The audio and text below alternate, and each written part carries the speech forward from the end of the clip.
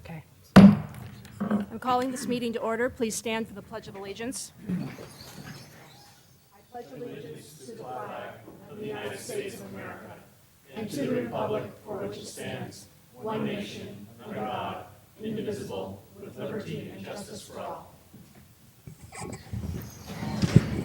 Roll call, please. Chair Clapper, Present. Vice Chair Marsters, Present. Commissioner Divney, Present. Commissioner Sanfilippo, Present. Commissioner Harper Peterson. Present. Public comment. Public comment is limited to items not on the agenda. The commission may briefly respond to statements made or questions posed as allowed by the Brown Act, Government Code Section 54954.2. However, the commission's general policy is to refer items to staff for attention or have a matter placed on a future agenda for more comprehensive action or report. Is there anyone here that wanted to make public comment on anything that is not on tonight's agenda? No, seeing no one, we'll move on. Approval of the minutes for October 3rd, 2011. Did any of the commissioners have comments or corrections? No. No. Okay, could I have a motion to approve, please? Second. Okay, all those in favor? Aye. Public hearing. Procedure for the public hearing. Staff will present a report on the history, physical features, etc. on the application, followed with the staff's recommendations. The applicant will make a presentation. Thereafter, interested members of the community may speak on the proposal. When all interested parties have had an opportunity to be heard, the hearing will be closed and no further discussion from the floor can be held. The commission will then consider the evidence and make its recommendation. If you challenge a public hearing item in court, you may be limited to raising only those issues you or someone else raised at the public hearing described in this notice, the public notice, or in written correspondence delivered to the city at or prior to the public hearing. Speakers should fill out a speaker's form found by the door and hand it to the recording secretary prior to addressing the commission. The speaker should come up to the microphone to speak since the meeting is being recorded. This will assist staff in preparing the minutes. 612 El Camino Real, APN 050-133-050, request for approval of a conditional use permit and architectural review for an outdoor use in the CS Highway Service Commercial District, subject to the ER District overlay. And before staff begins, if you do want to speak and you have not submitted one of these forms, they should be over on the tables at the side there. Please fill one out and bring it up to us if you want to be able to speak. Okay, Ms. Lewis, please. Good evening, Planning Commissioners. I'm Jill Lewis, and I'm presenting the staff report for the request for conditional use permit and architectural review approval for a proposed outdoor establishment with ancillary dining and entertainment at the Carlos Club. So the property is located on the west side of El Camino Real. It's a lot area of approximately 7,800 square feet and is developed with a 2,200 square foot structure. The base zoning district is CS, Highway Service Commercial. The overlay zoning district is ER, which is the Entertainment and Recreation Overlay. And the general plan land use designation is mixed use, medium density. So a brief summary of the project, and I'll get into more specifics. It's the expansion of existing operations by adding an outdoor patio component to accommodate a food truck or outdoor kitchen, a deck to be used as a small stage, tables with chairs, fountain, and landscaping. The patio on the one side that it's not enclosed by adjacent structures would be surrounded by a 6-foot stucco wall with 7-foot columns painted to match the exterior of the existing structure. The phased project approvals required a parking exception to first be granted to eliminate the parking lot at the rear of the business. This was approved by the zoning administrator on June 3rd of this year. This parking exception allows for structures and or uses to occupy that existing rear parking lot. So the Planning Commission tonight will consider the conditional use permit for the uses as an outdoor patio, an architectural review of the stucco fence, landscaping, the food trailer / outdoor kitchen, the deck, and associated furniture. This is the project plan. It's a little tough to see, these are adjacent structures. This is the existing Carlos Club. As you can see, this plan shows all the proposed furniture, the stucco wall, the proposed landscaping, the stage back here, and this plan shows an outdoor kitchen with a small food prep area back here. And you'll see that they've left in a parking space for taxi cab and for ADA accessible parking. The stucco wall is set back approximately 6 feet off of the property line right here, adjacent to the alley. The conditional use permit request is essentially trifold. The commercial zoning standards and the proposed outdoor use. The CS Highway Service Commercial District refers back to permitted uses in the central retail core as well as the central business perimeter district. So we evaluated the proposal against the 11 required findings within the San Carlos Municipal Code section 18.56.025B. There, as I mentioned, are 11 findings, and staff found inconsistency with findings 3, 6, and 8. I won't go through all 11. I'll just go through the ones that we found inconsistencies with. Number 3 is that the area would encroach upon the public right-of-way. So this proposal provides that ingress and egress to the outdoor patio for patrons would be from the public alley, which would cause traffic hazards and impacts, potential for injury, and excessive noise, especially given the applicant's business plan for the property and the occupancy that would be allowed per building code. Moreover, the change in configuration would cause patrons to congregate in the alley if they're unable to get in immediately, and this would impede ingress and egress for surrounding businesses and nearby residents. Number 6 pertains to the outdoor use being a public health, safety, or welfare hazard. Public safety staff has concerns regarding the provision of security adequate to cover the outdoor area. And finding 8 is related to screening. The proposed stucco wall varied in height from 6 to 7 feet and is thought to impede visual access into the outdoor patio for public safety purposes. So then we look at bars and the ER overlay district, which states that bars are a permitted use on El Camino Real, but the definition within the municipal code states that a bar is a building where alcoholic beverages are sold for consumption on the premises, not including restaurants where the principal business is serving food. So since the proposed expansion is not within an enclosed structure, it's within your purview to evaluate this as a conditional use. And again, as I mentioned, the parking exception was granted by the zoning administrator pursuant to San Carlos Municipal Code section 18.140.050A. These are the conditional use permit findings that the commission would need to make to approve this project. And staff found the proposal inconsistent with finding 1. The outdoor bar would generate noise and would be disruptive to nearby residential uses in close proximity. The proposed patio is surrounded on 3 sides by structures such that any sound, especially at night, would be amplified. Nearby residential units would be significantly affected at night with people congregating in the patio area. With the occupancy increase of an allowed 162 patrons permitted outdoors, in addition to the allowed 88 patrons permitted indoors by the building code, the likelihood is that police calls for service would increase as more individuals would be allowed to occupy the premises.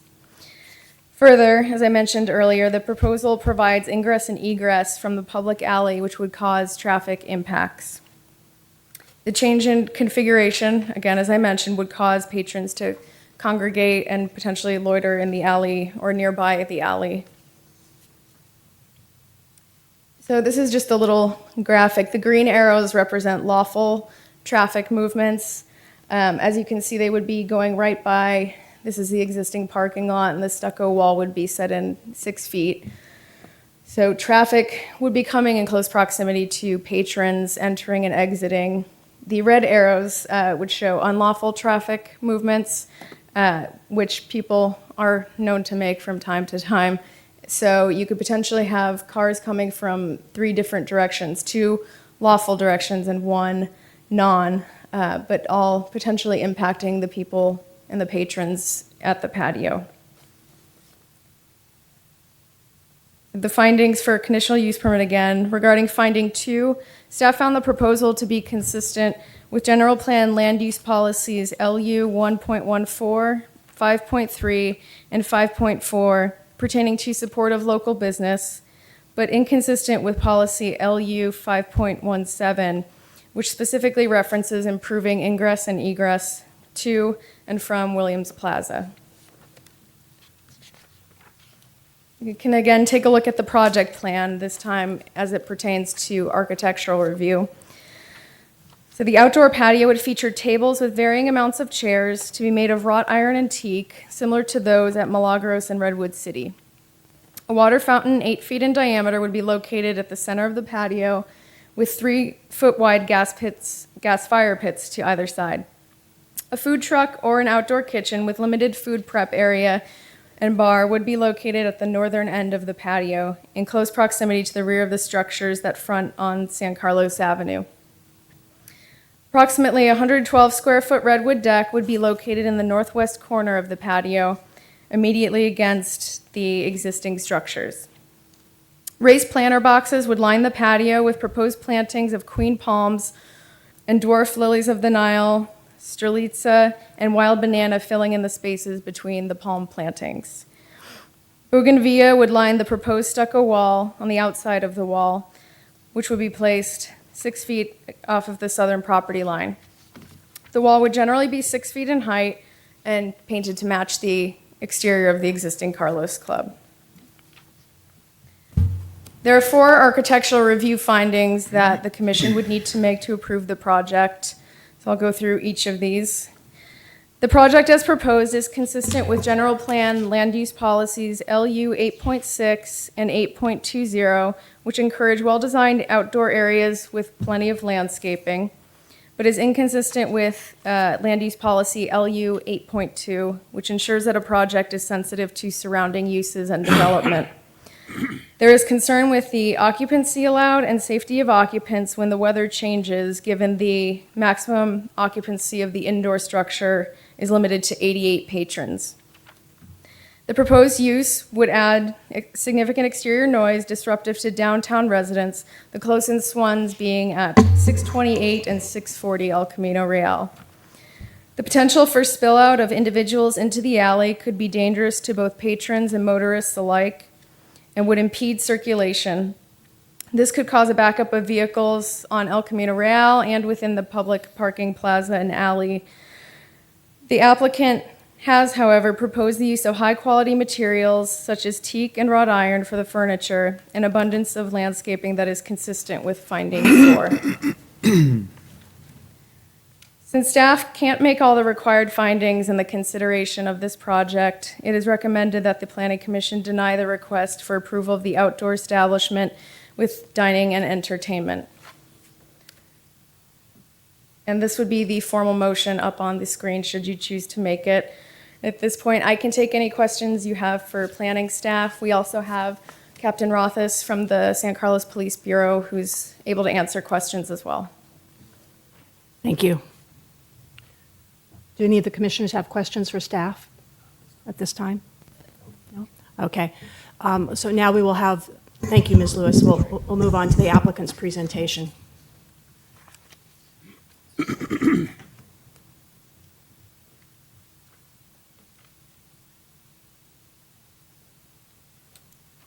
Thank you, Madam Chairman and members of the Commission. My name is Mark Hazeloop. My office address is 1528 South El Camino in San Mateo.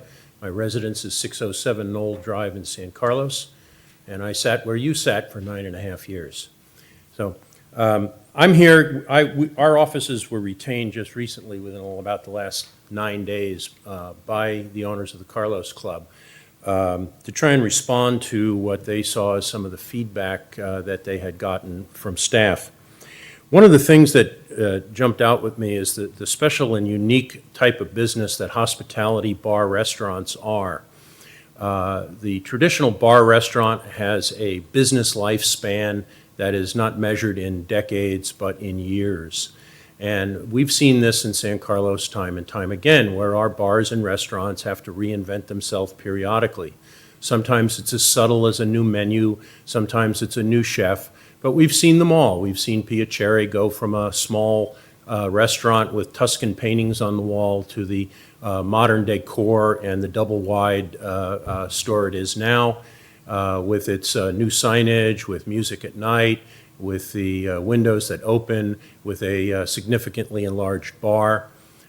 We've seen Town, which originally, way back when, was the vision of Jerry Ernst and John Malcolm to take an old unreinforced masonry building and make a restaurant out of it. And it was A Tavola for many years, and then it closed, and it remodeled and reinvented itself now as Town. We've seen The Office, our most recent rejuvenation of a restaurant site. Those of you who are probably as old as I am remember it when it was Lloyd's, which was a pretty hard drinking establishment in its day. It morphed into Paul Joe's Restaurant, then closed down for a while, and now has been reinvented as The Office.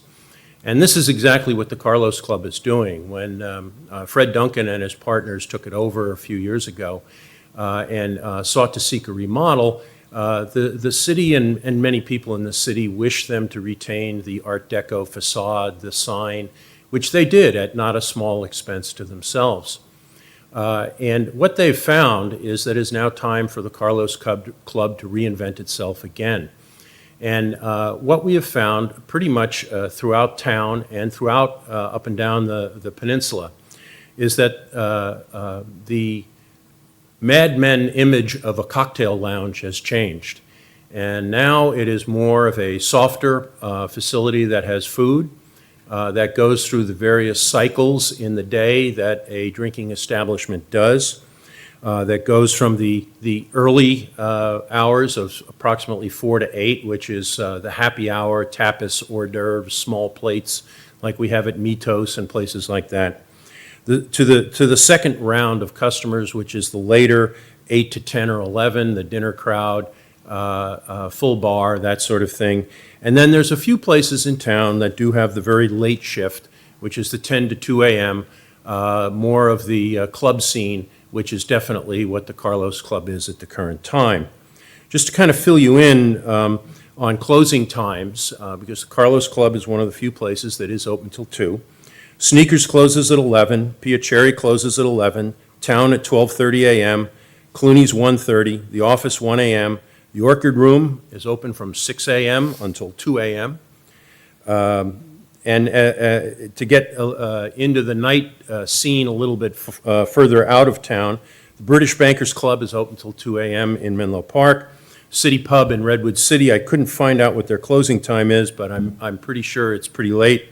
And then what I've been told by my 20-something children is the new hot spot around is a place called the Swinging Door, which is the old Prince of Wales pub on 25th Avenue in San Mateo.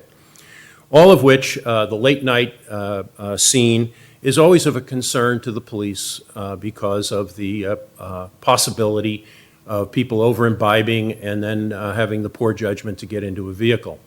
This is a problem that any drinking establishment that's open until 2 a.m. faces, and I think it's probably a problem that any drinking establishment that stays open as late as 11, 12, 12:30 also faces. So with that kind of setting the scene, what the Carlos Club is attempting to do is attract and compete with not the late crowd that they've always had, but the earlier crowd, the happy hour, tapas, hors d'oeuvre crowd, which traditionally is not as much of a risk for DUI as the late evening crowd. And I think that in general, granting of this conditional use permit would benefit the late crowd as well. It would enable them to have a place to enjoy some food, which is always a benefit to people who have been drinking. And in all respects, I think it would be a improvement to whatever perceived or actual situation there may be with the late night crowd. This is a conditional use permit that is before you tonight, which means that this use is permitted.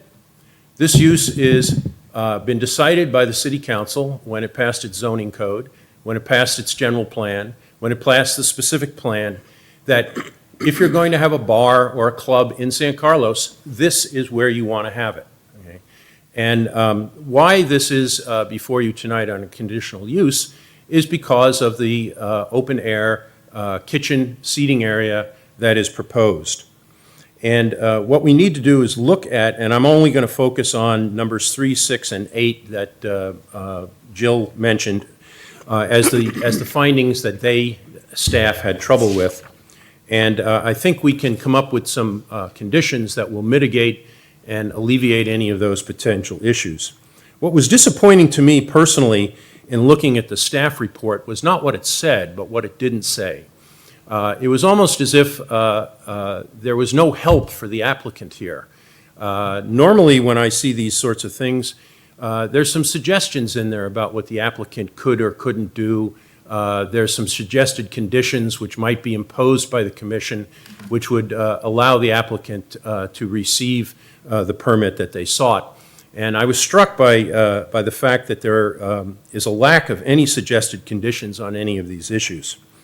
But be that as it may, finding one, and the 3, again, I'll reiterate them very quickly. Number 3 was encroachment into the public right-of-way. Number 6 was public safety's concern as to hidden dark areas with inadequate lighting. Number 8 was visual access into the outdoor patio for public safety purposes. We heard that this will be an increase of significant noise, but I've not heard it quantified or even mentioned or analyzed as to what significant would be. It's disruptive of residential uses. I'm kind of at a loss. I was down there a couple of times in the last few days, and frankly, I believe there are 6 units in toto that are within the entire square block that surrounds this, this use. And here they are.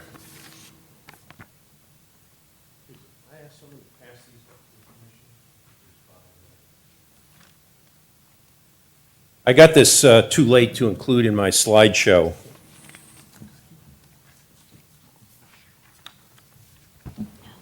What you've just been handed is a copy of the assessor's parcel map. The yellow area is the publicly owned right-of-way, and you can see the Carlos Club in red. The only building in the entire block that has residences in it is the green portion that's in there. And sound access to that is blocked by several intervening buildings. It's hard to imagine the significance of noise coming from this particular area. The type of entertainment that they're proposing is the small quartet type that you see at Micah's, that you see at Piacere. This is not going to be a venue for the Rolling Stones, or I may be dating myself, but I don't know who the current band of renown is. There's also some sound mitigation things that you can do with the bandstand. You can put a cover around it. It's the type of thing that occurs in the little park on Laurel Street on Thursday nights for the farmers market. Probably much quieter than the bands that played this past weekend as part of the Art and Wine Festival. So sound, I think, can be attenuated, and I really have a hard time figuring out what the residential uses are that would be louder than the traffic on El Camino or the train going by 106 times a day. We also think that the plantings that are envisioned in the proposal are terribly significant as far as sound damping and softening the entire issue. One of the things that we need to clear up is the occupancy load. I think what staff did is they said, well, if you increase the size of this, the building code would allow you X number of occupancy. The total occupancy, existing building and this, would be limited to 150, okay? And that is because of restroom constraints. A restraint to a total occupancy of 150 for both uses or combined uses is certainly acceptable. Let me just run through a little bit these photos here. This is the side of the Carlos Club prior to the remodel that was done by Mr. Duncan and his partners in 2004. And to get to the next slide, I just click. Okay. That's the remodeled building with the new stucco facade, the new line. And one of the things that is very important to realize is the city right-of-way is this yellow line here, which is about, I think it's about 8 or 9 inches wide, okay? That's the city right-of-way. The building itself is set back over 12 feet from this line.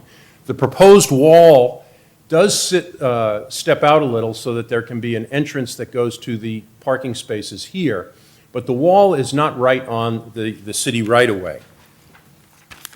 That's the parking lot, and as you can see, the building next door,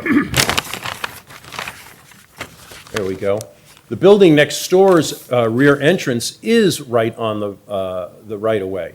You walk out this door, and if you're afraid that a car is going to get you, it's more likely to happen here than it's going to happen with the proposed use.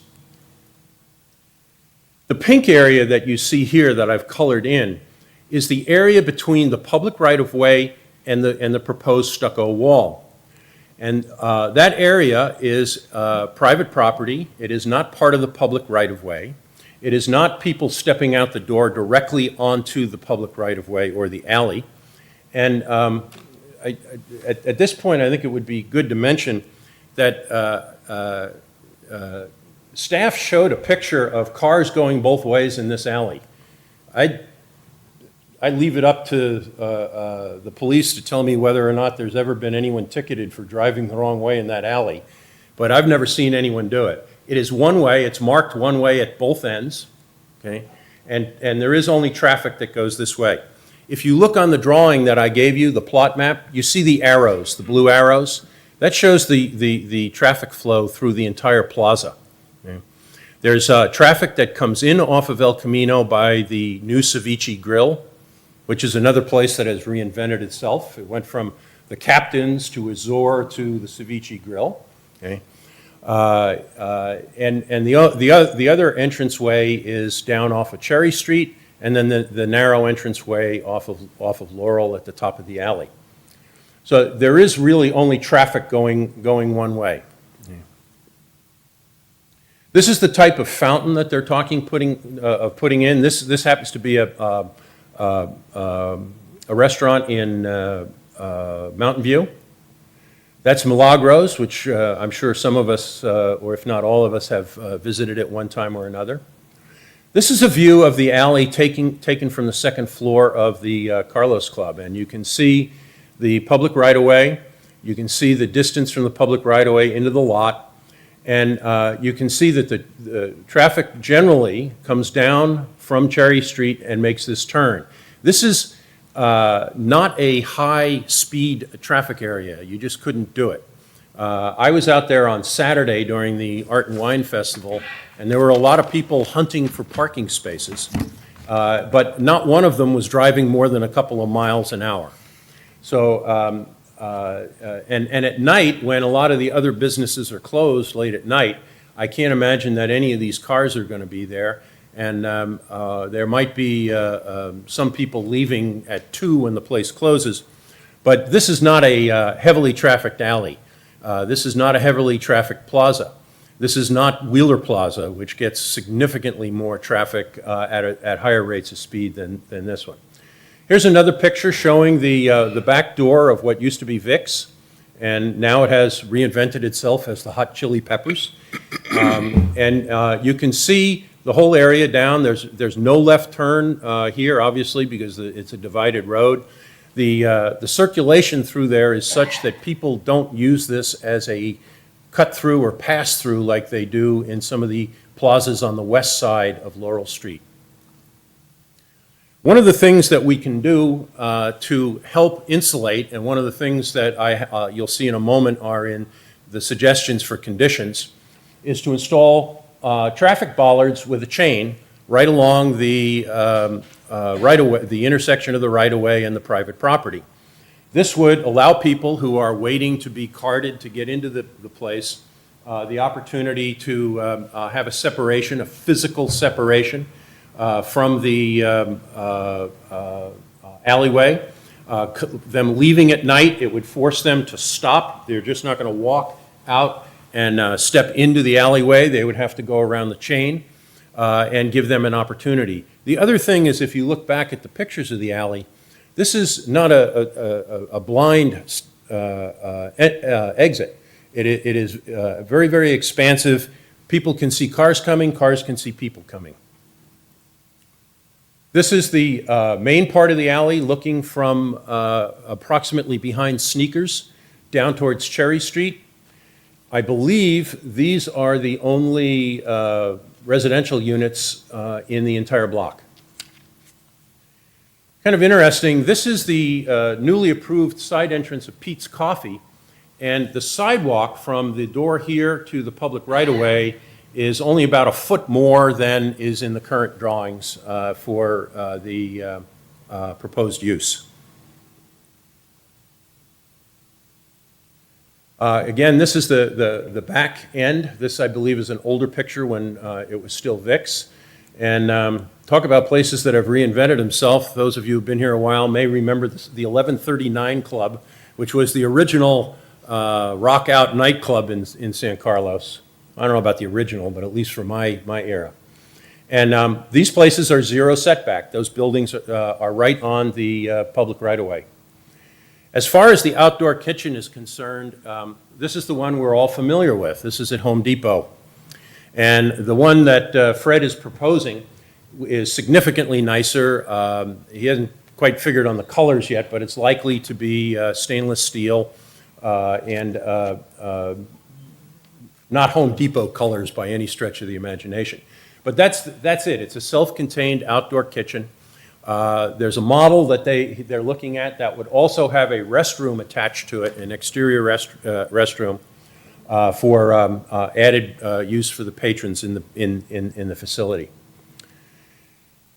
I'm going to talk about a little bit about some of the conditions that we think would be possibly imposed by you this evening, which would allow you to make the findings that are necessary to approve this proposal. First of all, the outside entertainment is not intended to go until 2 a.m. It never was. Outside entertainment would be from approximately 4 to 10. In talking with Fred, it's unlikely that it would be anything other than Thursday, Friday, and possibly Saturday nights. The food service would be from 4 to 12 p.m. Might actually be a little bit earlier. Start a little bit earlier if there's a lunch crowd that shows up. Security is a kind of interesting thing. Right now, anytime the Carlos Club is open, there is security. We used to call them bouncers, okay, at every entrance.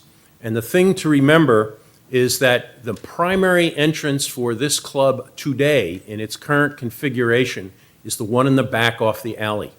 Most people coming into the club come in what would be referred to as the back door.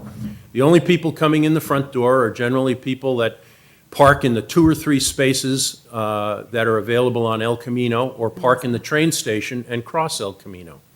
Everyone else that's coming from Laurel Street or west of the facility enters in through the alley. There's also a large number of people that ingress and egress Sneakers and the other places off of the alley as well. And that's I assume because there's parking back there and there's access to other areas. The security would be continued. There would be, anytime this facility is open, there would be a security guard, because this is a 21 only club, no minors under any circumstances, not even with mom or dad. And they would be at every entrance. They're also there to help prevent and control what is perceived as rowdiness of people leaving and that sort of thing. They would be there to, instruct people to move on, not block alley, that sort of thing. quite frankly, as they do now. As I said, we'd also install the bollards on the chain at the end of the right-of-way. I think that would be an appropriate condition. The comment about public safety, I'm not exactly sure what hidden or dark areas were included, but we would certainly be willing to submit a lighting plan for approval by the planning staff, which would take care of any of the proposed dark areas. The next one I always find interesting, and it's one that public safety seems to feel that they either need or have the right to see what goes on in everybody's private property. And therefore, if you have a solid wall, they can't drive by and look in and see what's going on. A la The Office, if you notice, they have plexiglass along El Camino so that driving by on El Camino, you can visually see who or what is doing what to whom. We would have no problem with inserting some clear plexiglass panels at locations in the stucco wall at an appropriate height, and we could submit architectural review to that for planning staff for approval. We also think it would be a good idea if you conditioned that the food service met all health and safety requirements of the Department of Health. That's always a problem with an outdoor kitchen that does not have, its own grease traps and all that other kind of thing. But they do have standards for these outdoor kitchens, and of course they would need to meet that. The other thing that I think would be very, very useful both to the commission, the city, and to Mr. Duncan is a one-year call-up. You can approve this conditionally with a one-year call-up, that a report would be made back to the commission from a year about the status. We could have input from the police about any issues that they might have. We honestly think that the issues that the police perceive that they have with the Carlos Club will actually be diminished by the addition of this outdoor kitchen and food facility. And that would give you the opportunity to review, make modifications to conditions of approval based upon a one-year test period. One other thing I'd like to add, because there is, to some extent, this perception about the DUI issue. I don't think the Carlos Club is any worse, any different, and probably not any better than any other late-night facility on the peninsula. I think if you ask around, somebody has done the statistics, and you can find out what they are. At a late-night club, you're going to find that there's one person in X number of 100 people that imbibes too much and then has the poor judgment to go and get in their vehicle and drive.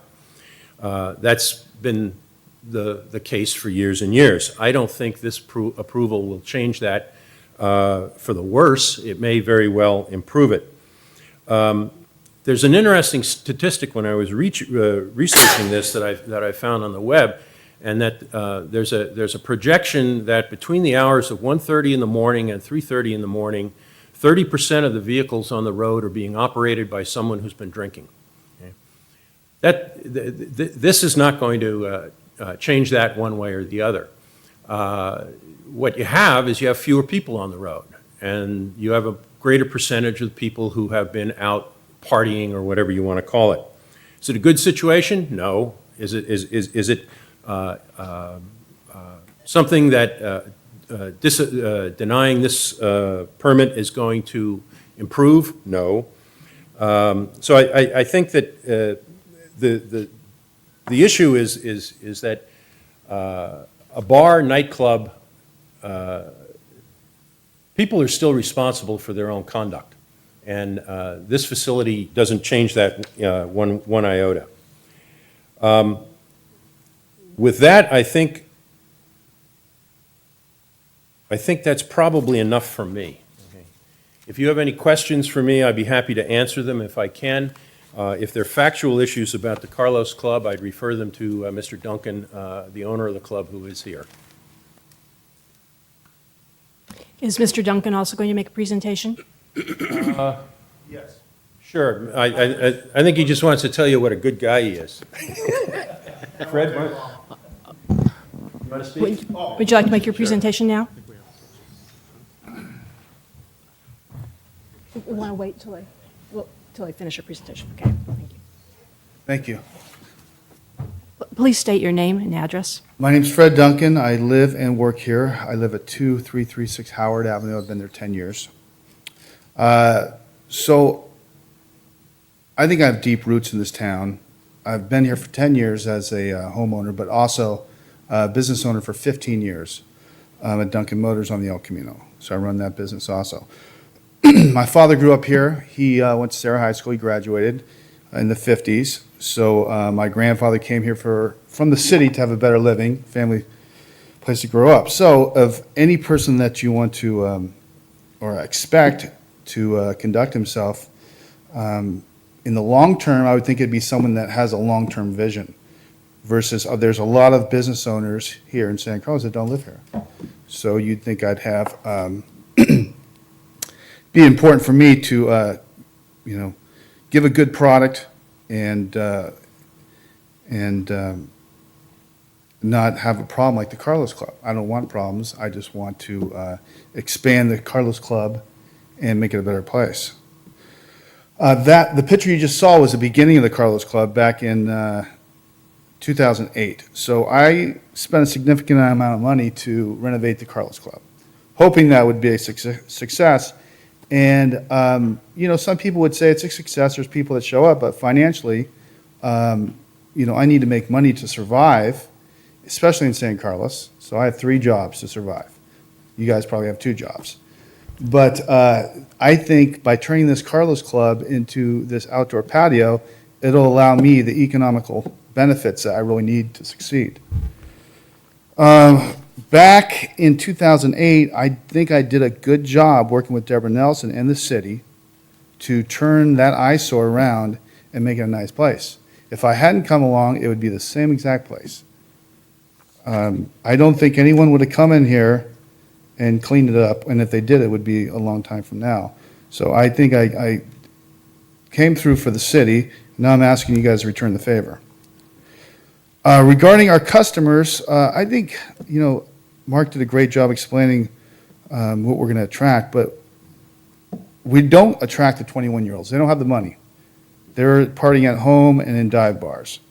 So we're attracting a more affluent clientele, a little bit older.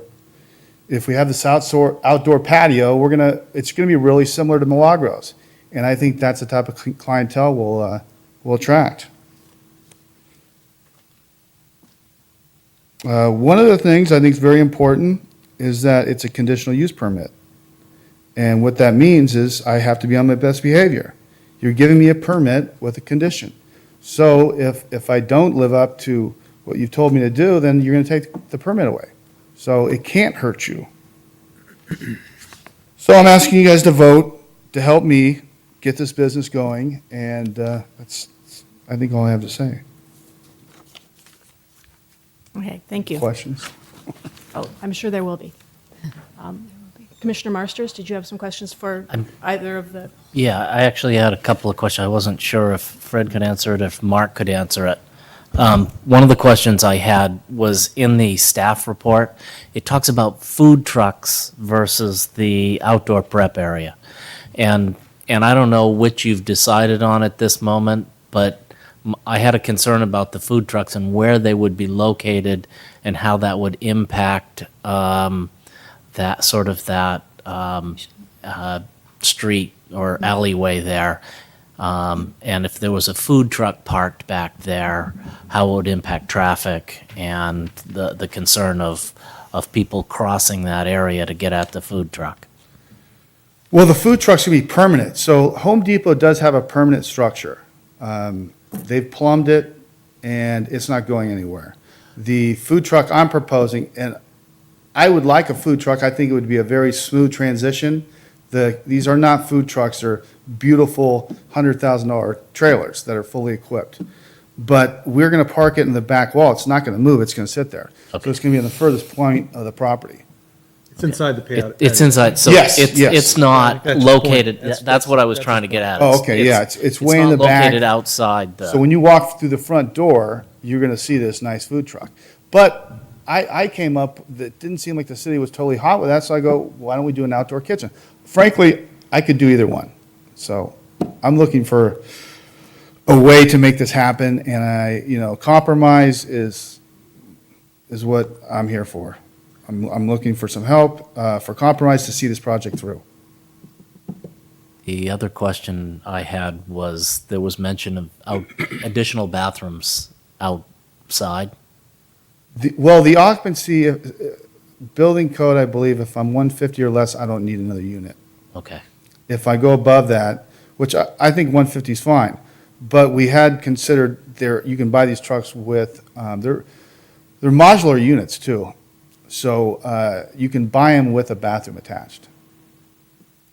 But Are you talking about the code- food truck would have a bathroom attached? Well, If you yeah, got be if you off put a at the- food I'd truck be in- at the end of it. Got it.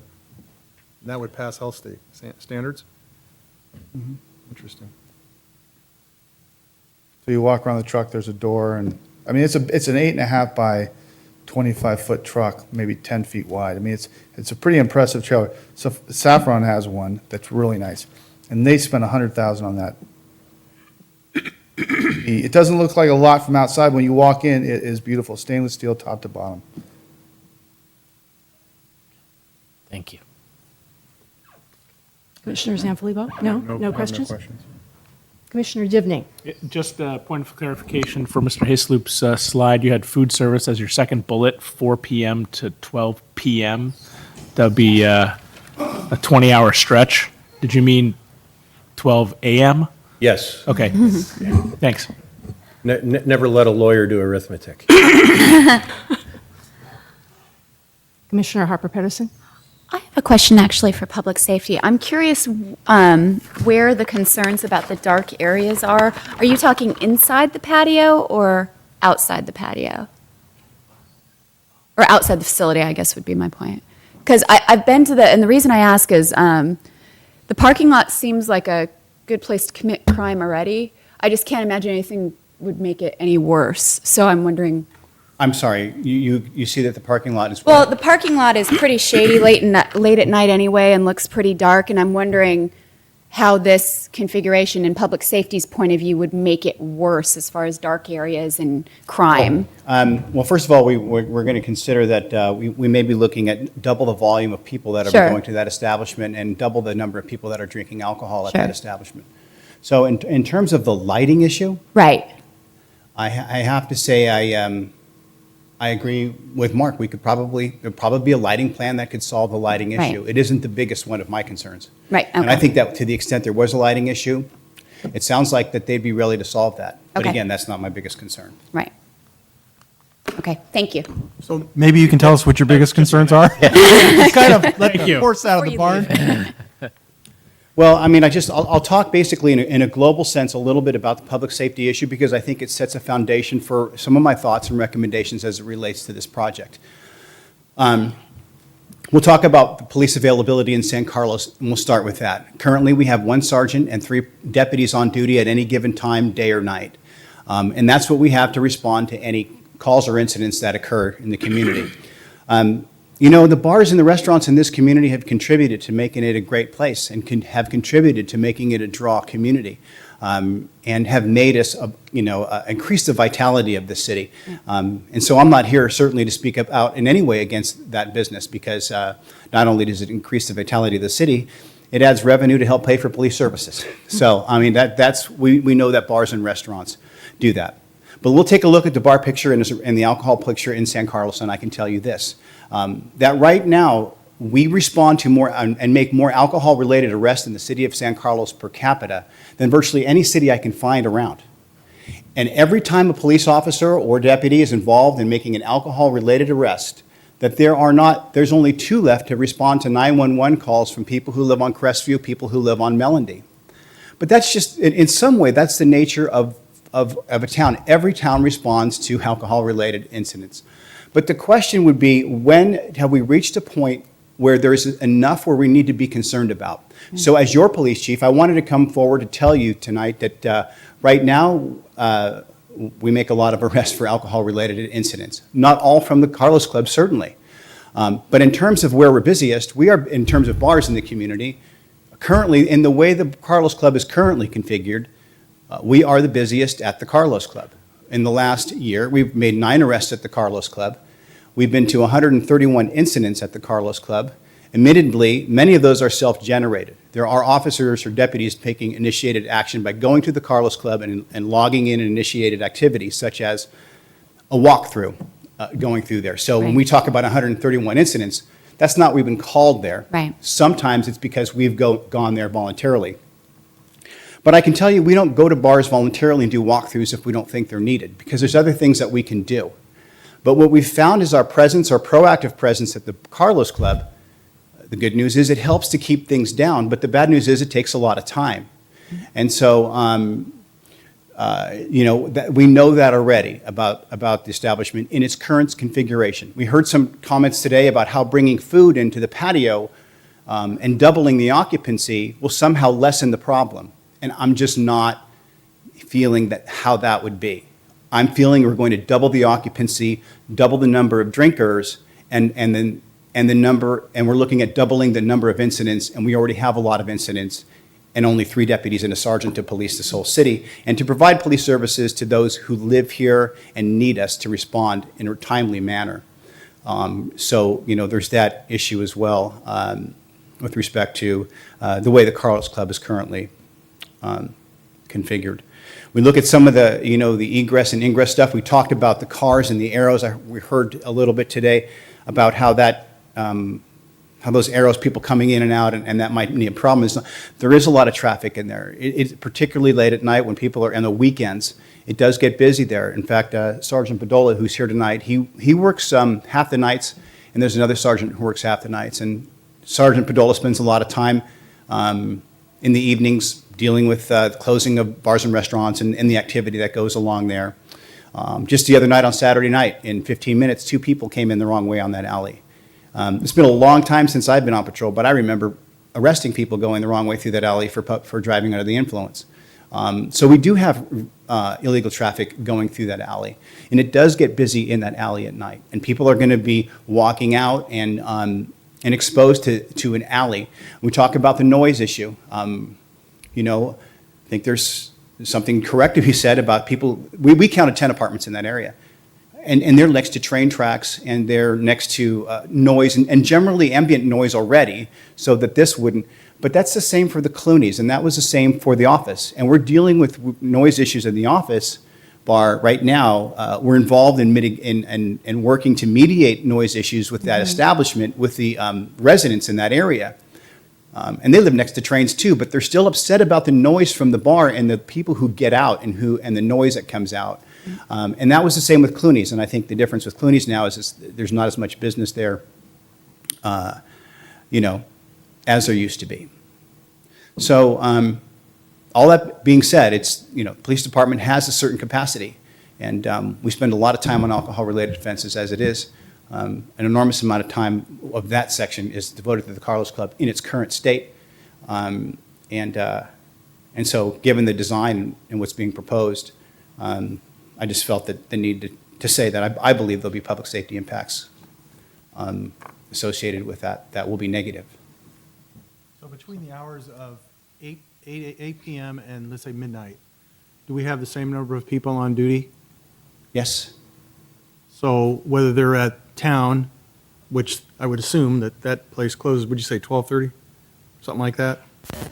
So at some point, there's a diminished number of people, and they're all getting shoved into these couple of bars outside of those restaurant environments, I assume.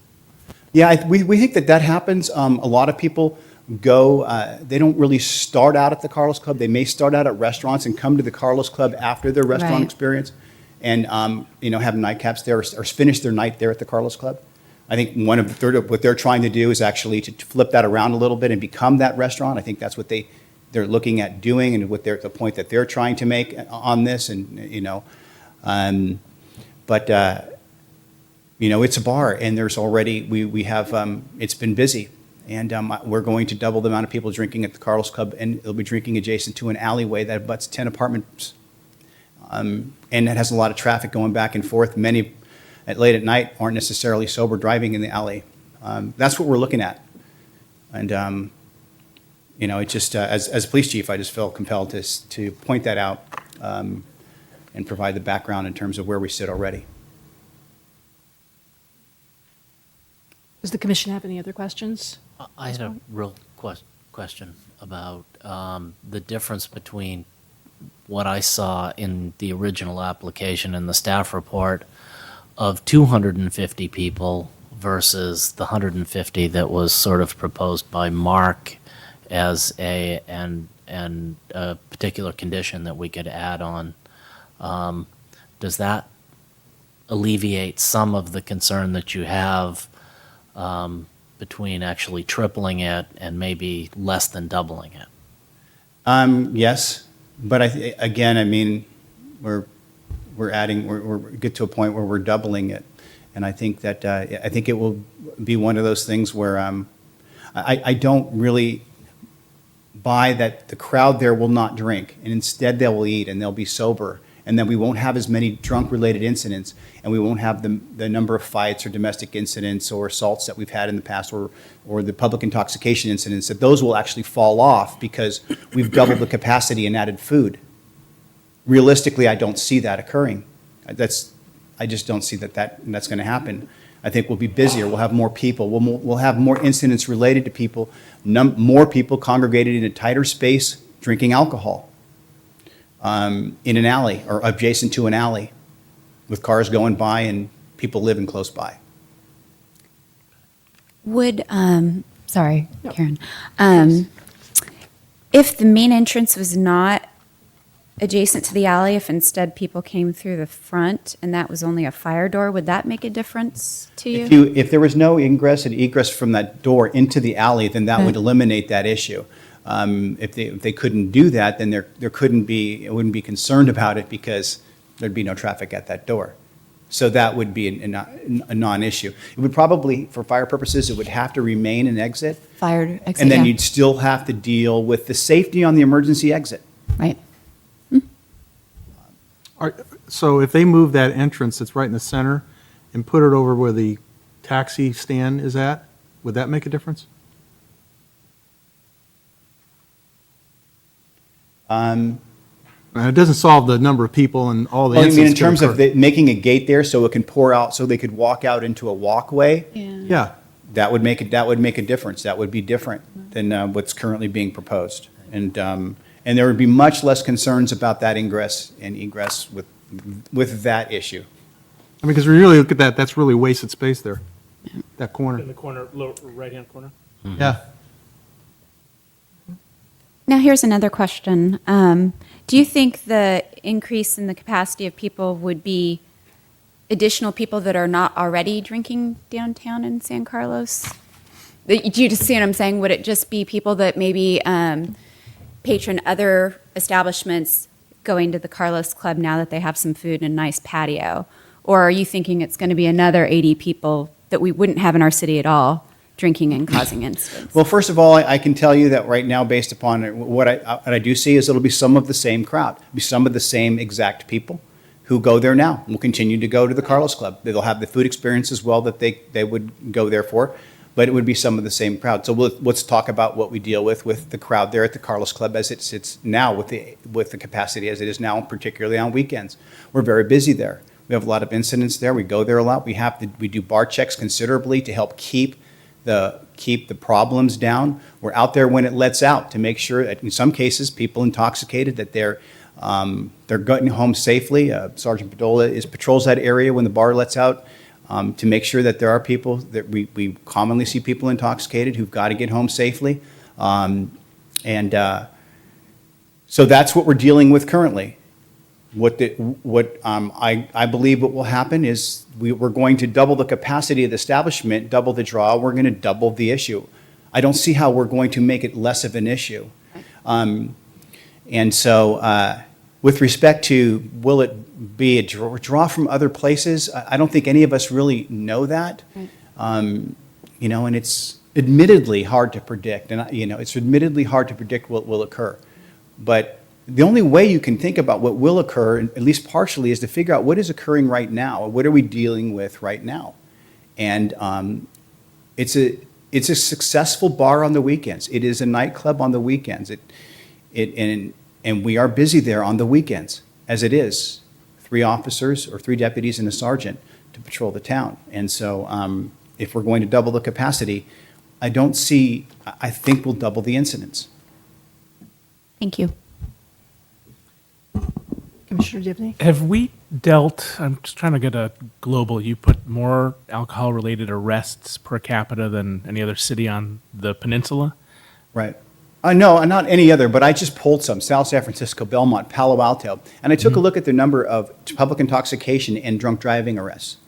And then I took that and number of arrests, kind of used it and divided by the population to see, not necessarily a great basis, because some towns are more draws than others, and I admit that. Right. But just to start from somewhere, how do we figure out, because I hear from our dispatchers that we're pretty busy with respect to alcohol-related incidents, and so I just figured I'd do a poll and just ask some of the towns, and what I find is that we're pretty much the leader as it relates to that when you do it by per capita, as it is. That would be one way to cut the data. Number of establishments serving alcohol, number of establishments serving alcohol during longer hours would also be some criteria that I think would be relevant. Also, I'm just trying to think, if there were a new business that were to open up, would they not also run into these same concerns regarding alcohol arrests? And so, have we as a city dealt with this before? You've been with the city a long time.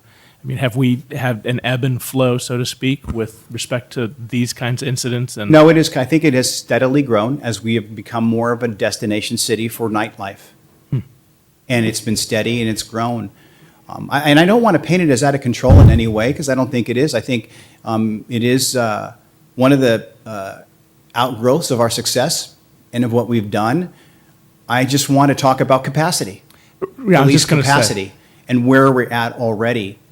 And that needs to be considered as we continue that. And so if it is a new business, we're looking for a liquor license.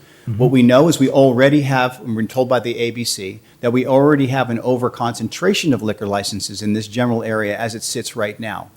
So any future liquor licenses would have to go through the police chief's office to determine. And so I would be able to look at each of these businesses in a different way. Again, if it's a restaurant with beer and wine only, cheese, like the cask, what's one issue. If somebody's proposing another hard sale, it's a different issue. Okay. Good. Thank you. Other questions from the commissioners? Oh, actually, I had one more regarding the fencing screening. Maybe you could drill down on that from your issue, whether it's capacity or insight, and I know vis-a-vis private property rights, Chief. This is for I'm This sorry. is for the chief. yeah. Okay, and the question is? This screening has been made an issue, or fencing. What is it that you're actually looking for from your standpoint?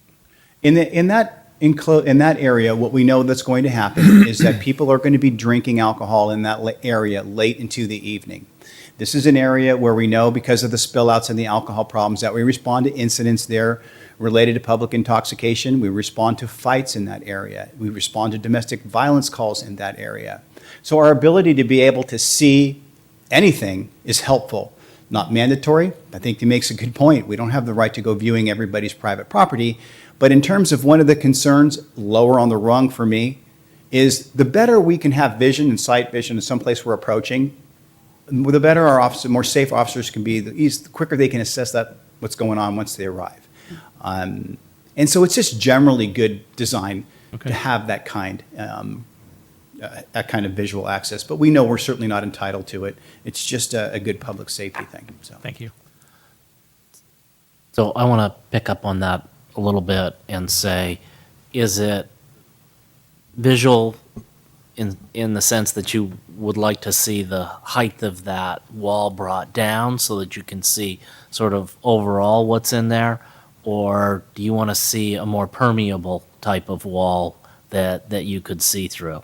Well, what I've seen in some places is walls that are maybe this high with acrylic above it that act in some places, maybe as a windscreen if you see them on the coast. Yeah. So you can still have visual of the coast. The view of, unfortunately for the patients, would be the view of the alley, it wouldn't be the view of the cliffs of Monterey or anything like that. But at least that's an example of what, again, that could be designed, and I don't know whether they would be amenable to that. They may very well be. Again, if that site issue, that light issue is not the biggest of my concerns. Thank you. Thank you.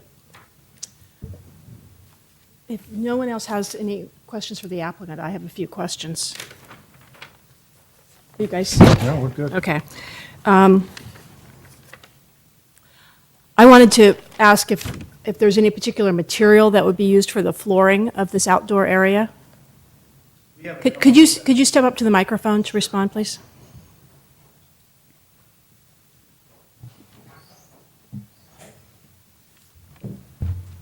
We haven't come up with a perfect plan. I mean, I've spent a lot of money just getting to this point, so it comes to a matter of how much time and effort I can spend. But pavers are most likely what we'd do. They make the most sense, something like that, or a concrete paver system. Okay. And what about lighting? Well, the entire area would be well lit. We did submit a lighting plan. You said you did submit a lighting plan? Okay. But, I mean, I can't articulate exactly where the lights are. So are they pole lights or are they? Well, we have wall adjacent sconces right buildings? now that illuminate the area pretty well. So on the building, on the rear exit, there are sconces and they light up the area pretty well. So we could put more wall sconces on, that would look nice. We want to light up the palm trees, there's 21 palm trees. So if you've been to AT&T Ballpark and at night, I mean, those palm trees are beautiful. We could do something like that. I mean, the alleyway will look really nice.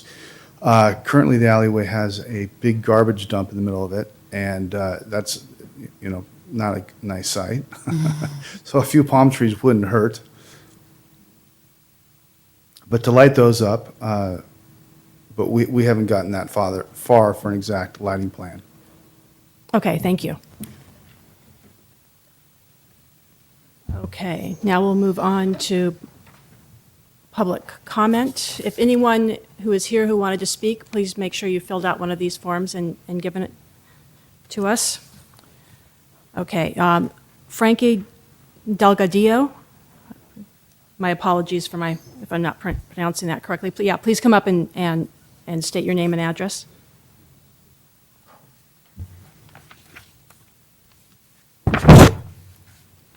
My name is Frankie Delgadillo. I'm actually currently the head of security at the Carlos Club. So I just wanted to talk briefly about what we do and how we can support some of the concerns that are raised by the chief of police. In terms of security, we do currently operate with a team of 4 security guards. Some of the concerns with people flowing out into the alleyway, I've worked at the Carlos Club for 1 year and 5 months now, and I have not seen any or witnessed any potential hazards in terms of cars flowing through the current alleyway. We generally have 2 guys that are at the main entrance, which is in the rear. We have a considerably great relationship with the current officers that do patrol San Carlos and do have weekly check-ins with them on ways that we can improve in terms of people drinking and driving. On any given Friday or Saturday night, there's generally up from 3 to 6 cabs that are parked in the rear to ensure that people get home safely. In terms of our ability to ensure people don't drink and drive going home, I mean, again, everybody that comes into the Carlos Club, like Mr. Duncan said, they're generally not 21. We do attract definitely an older, definitely more mature crowd. Again, I just want to talk a little bit about our relationship with the police department. We very seldomly call the police department out. There is instances where people do make poor decisions out in the alleyway. But I think with the current flow of businesses that we have, such as Sneakers and the other local bars, I think regardless of the plan to extend the outside, those situations are going to occur regardless. I think by building an outside structure, we are preventing people that that don't fit our current dress code, people that we may, as security, feel may be problem creators. We look at a lot of different aspects in terms of making sure that the customer flow that we have is safe. So I think by building the outside, what we're going to do is enable us to be able to visually see people coming, and also having that main side door instead of a wide entrance is going to definitely support us to be able to essentially eliminate those people that we may think be issues. We do enforce a strict dress code. We work very closely with the bartenders in ensuring that people are not overserved or over intoxicated.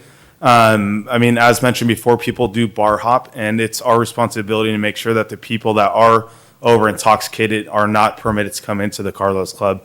I can tell you again, in my experience in the year and 5 months that I've been there, we've definitely we've brought on sharper and definitely more aware security guards.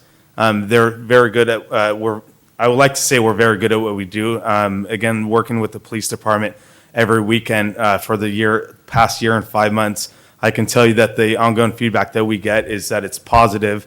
There's not as many calls. There's not as many problems. I mean, I always encourage in any city, in any bar, police walkthroughs as a precautionary. Are they necessary at this point? I would have to disagree with the amount of security that we currently have on staff. Again, talking about the public safety people going outside of that main entrance, I mean, we are definitely looking on onboarding 1 to 2 more security guards to work if this expansion is approved.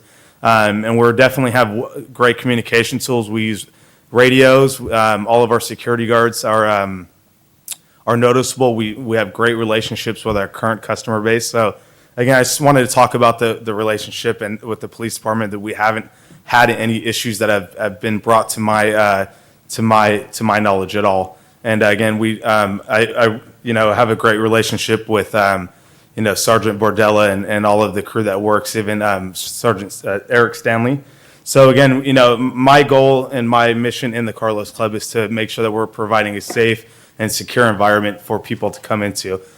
We don't want to be known as a place that attracts, people that are potentially hazardous to other people. And I would say that we've done a great job with this expansion. Again, I think it will take some work, and it's going to take some security revision and expansion. But I don't see any increase in any of the current issues that we have now. And if there's something else that we can do that the city would like us to do, we'd definitely like to be advised. So that's it. Thank you. Mike Amin.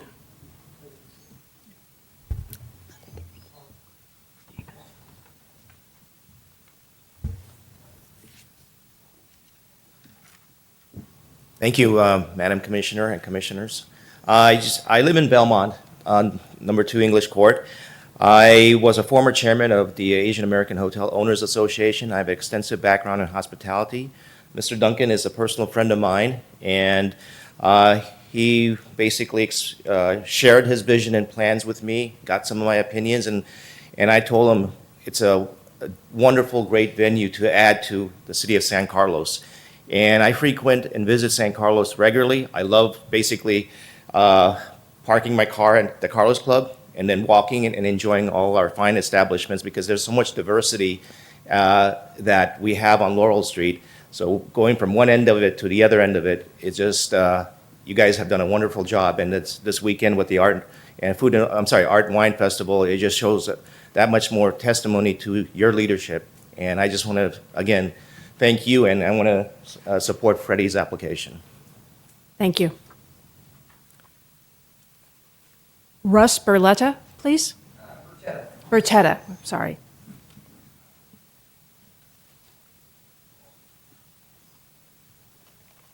Good evening. I'm Russ Bertetta, and I live at 1620 White Oak Way. Been in San Carlos now since 1983, and I am the general manager at the Carlos Club and have been so for 3 years. And we celebrate our 3rd anniversary on Thursday night. We'd like all the commissioners to come down and join us in celebrating our 3rd anniversary. There's a few things I had written down, and I'll try to stay with a little bit of that, but I'd also like to respond to some of the things that I heard earlier. So I know that from my role at the club that we've always tried to cooperate with the city, going back to the summer of 2008 when we were looking for Murano glass and buying 968 light bulbs to light our sign, et cetera, in order to keep it the historical site that it was designated. And certainly I think that our remodel satisfied the city, and we're proud of the look that we have. As Frank mentioned, I think that we're very proud of the relationship that we've had with the police department, now the sheriff's department. We've worked with them well. We've responded to their needs. They've responded to our needs. And I think that the situation with the sheriff's department is becoming certainly less adversarial than it was maybe earlier in our days. And I think that we've had, as Frank mentioned, fewer calls on our part. I can't recall the last big fight that we've had that required the police to come out. And I know that they're there on a regular basis. Today, everybody talks about transparency in government. As a registered voter here in San Carlos, I get all the flyers from all the people that are running for city council. I have a sign up in my yard supporting a particular candidate. And I'm really kind of disappointed a little bit with this particular process as it has gone along. We have first applied for this probably a good year ago. The sign in our front, at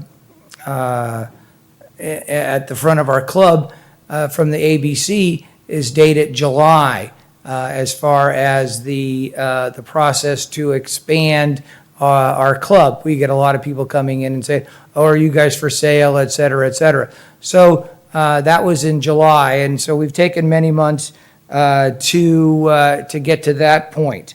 And I think that the biggest thing that disappoints me is that how little we were included in the entire process.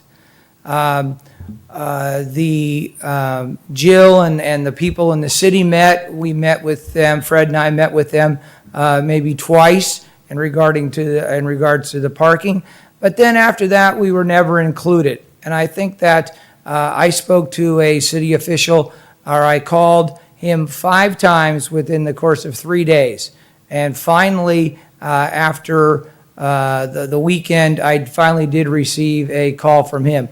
I spoke to Sergeant Albertson twice in the sheriff's department regarding what the status was, what do we need to do, et cetera, et cetera. And on both of those occasions, and speaking to city officials, we really heard nothing at all. What can we do? That was our response to try to find out what was going on with the city, and we heard nothing except that all the parties still need to meet. All the parties still need to meet. By that time, it was 10 days ago when we finally got the report. Fred contacted our advocate, and we began to go to work on this.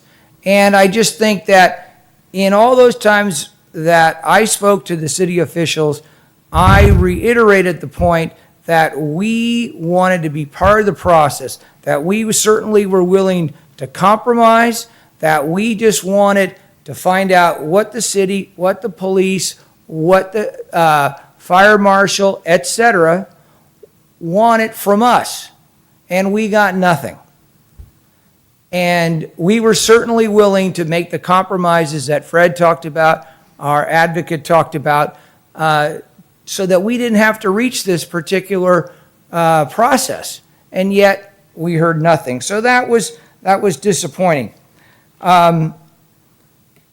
I'd like to just address, we're not seeking to create some big, huge party zone in the back of the Carlos Club.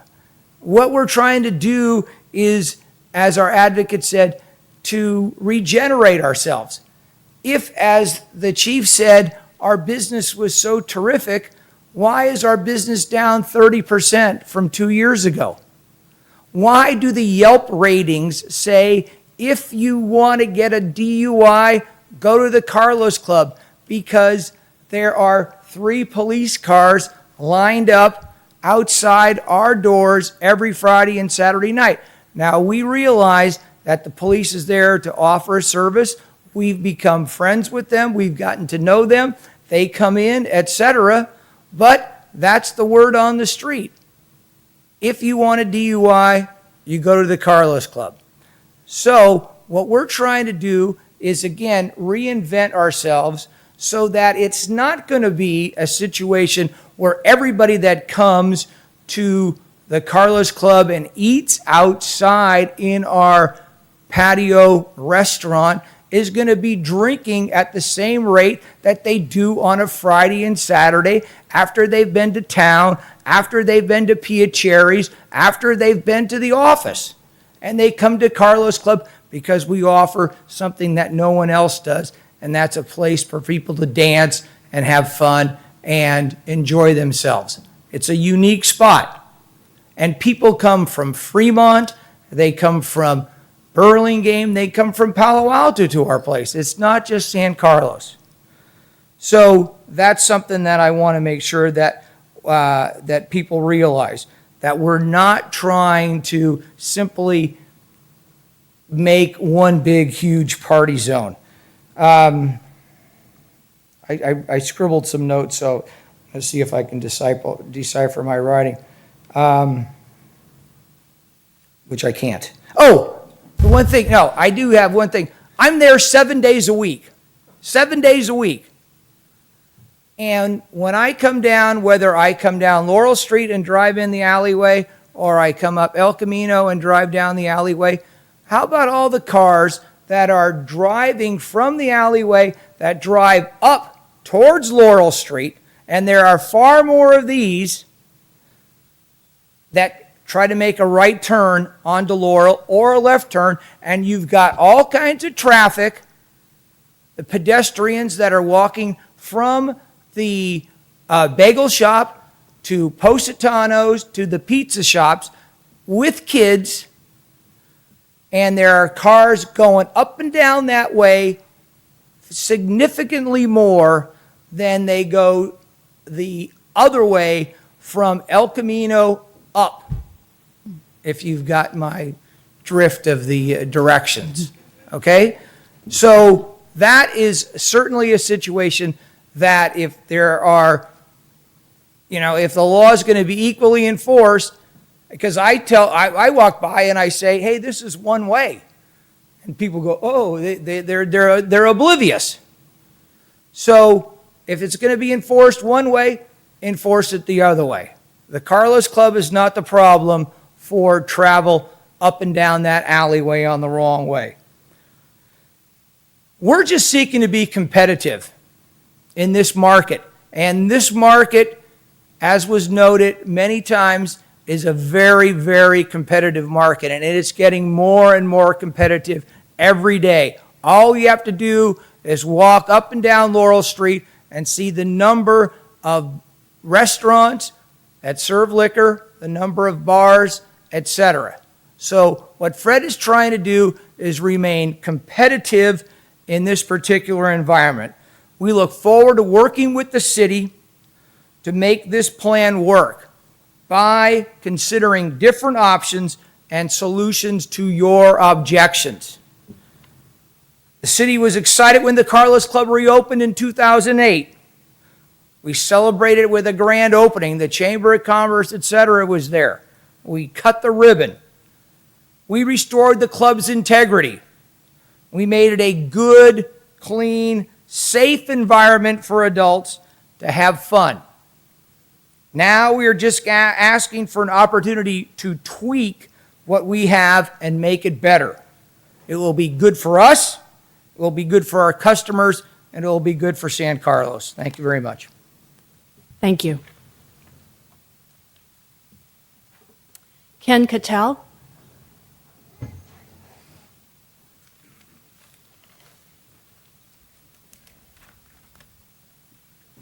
Good evening, Commissioners. My name is Ken Cattell. I'm with Chilton Auto Body, a local business here in San Carlos. I'm also a resident of San Carlos. I live here on Walnut Street. I've had the occasion to be in the Carlos Club on a personal level and also on a business level. And the Carlos Club has changed dramatically since Mr. Duncan has taken it over. And one of the things that's yet to be mentioned tonight is the various events which I have attended there on a business level, networking events with Business Network International, BNI, as well as leads groups, which the Carlos Club has hosted in the past, chamber mixers, all events where the police were not called. There's been a slew of other events and evenings where the police were not called. So there's been a lot of focus tonight on the negative that the Carlos Club has put out as a product. And there's a significant number of things which I personally have knowledge of that were all positive and good experiences. And we've all heard the old adage where if something's not growing, it's dying. And here we have somebody that's got a nice plan that's looking to expand and grow. Both Mr. Bertetta and Mr. Duncan have made reference to they're looking to compromise. And I think this gives you folks an opportunity to come up with a compromise here and see a business flourish here in San Carlos. So I would respectfully request that the Planning Commission take a look at this and approve Mr. Duncan's request. Thank you. Thank you. Russ Belushian?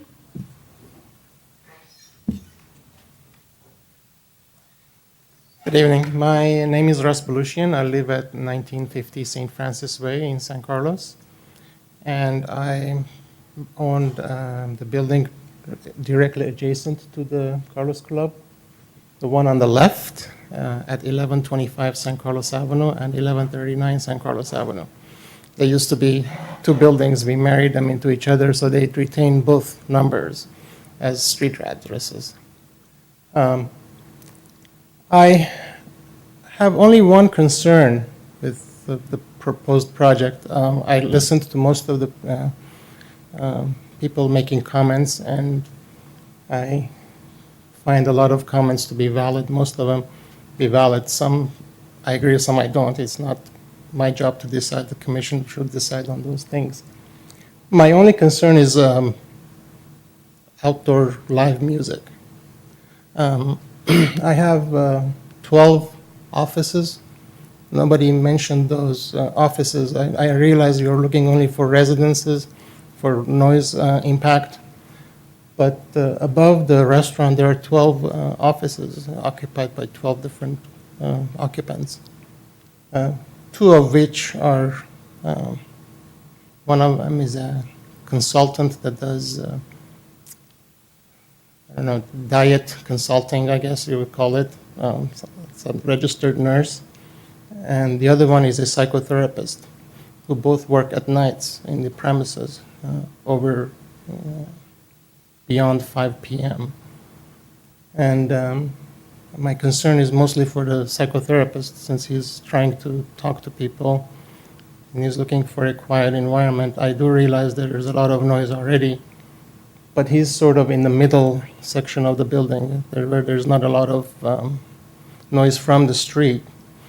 But if there was amplified music, very loud amplified music, I don't know how amplified that music is going to be.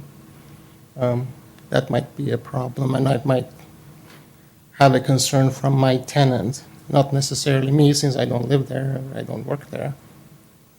I previously owned Vic's Restaurant, but I've sold it since 2008, and I don't own it anymore.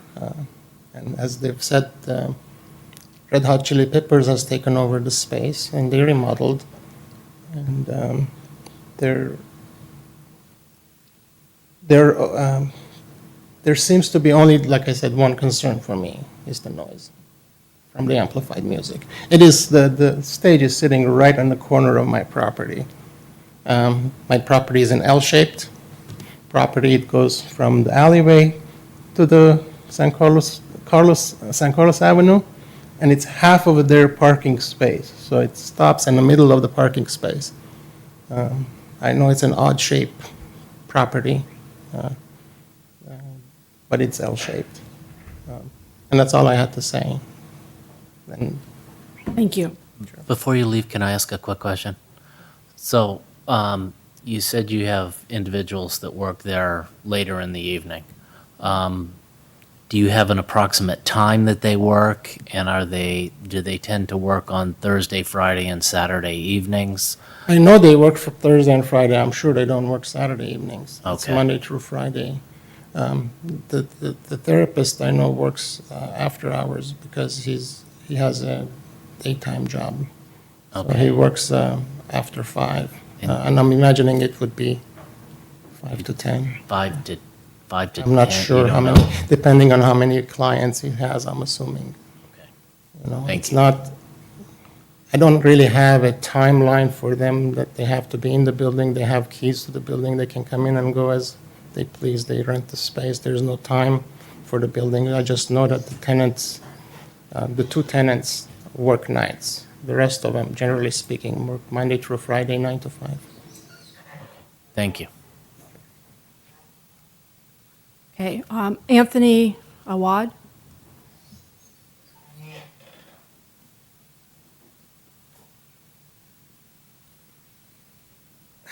My name is Anthony and Awad. I live in Belmont on 323 Treasure Island Drive.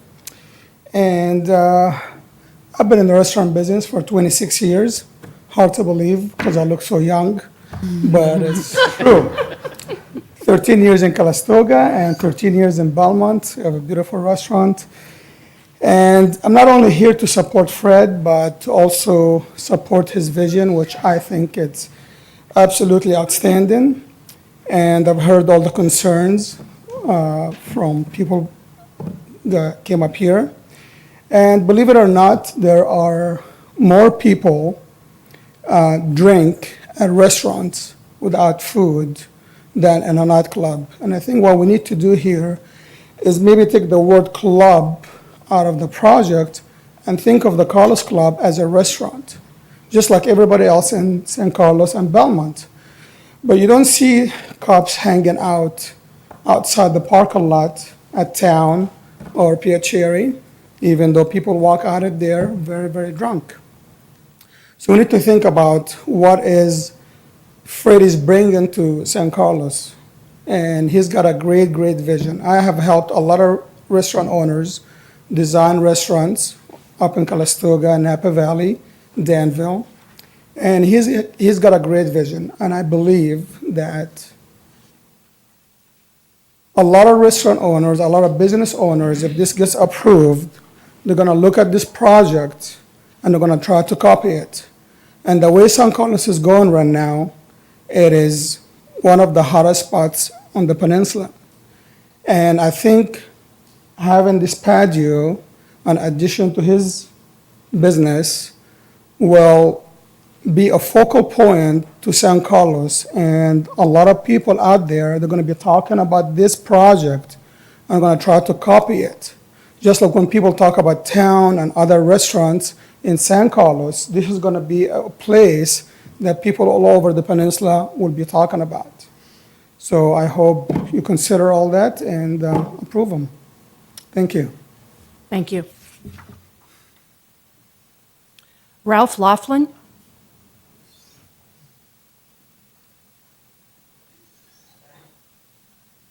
Hi, my name is Ralph Laughlin. I live in Montera. I am the landscape contractor who designed Fred's Space. And I just wanted to address a couple things, but I had some general comments as well. I think the lighting concerns and the egress and the safety concerns are very easy to address. They're very easy to fix. I don't think those should be a holding point. I think, lighting can be added if needed be. We do have lighting in the plan right now as it is. We have uplighting, excuse me, on all the palm trees. There is wall sconces that were originally designed for the gates, for exterior of the wall. I believe that, there's ample amount of space between the place where we put the wall and the edge of the alley. I mean, there's 6 feet there, which I think is, a fair amount of space. The other option too, I mean, there's all kinds of options to get people, inside the walls versus having them outside. There's extra space where you could utilize, seating areas for people that are waiting for a table, things like that. So there's options. And I think that if staff would, consider some of those things, I'm sure Fred would be amenable to, changing the design if necessary to make those things work. So I don't think those should be the concern. The one thing that I really wanted to point out also is that the space is being turned into, from a parking lot into a very nice green space. I mean, there is 21 trees going in. There's over 150 plants going in.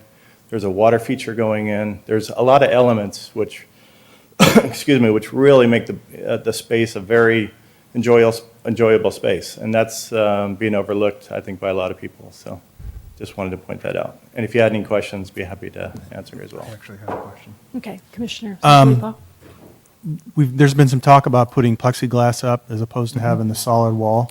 Yep. I can't tell by looking at this. Is that going to be blocked by any of this planting that's going to, so we have plexiglass, so what? So you see the back of a tree? I mean, I don't know how that helps the situation. Yeah. The planting that was intended was to be very dense. And so there was a lot of green space intended to be in there. And so I think if plexiglass was added, maybe the planting could be changed, moved to allow some of that plexiglass to be visual. But yeah, the intention was to create a big green space and to really soften things up and create really a different atmosphere.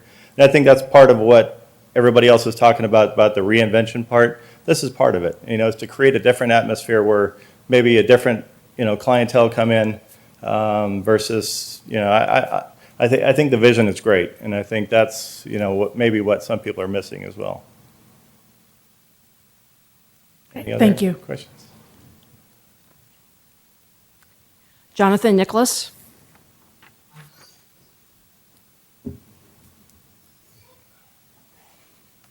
I moved here from South San Francisco about 5 years ago, and it was life-changing for me.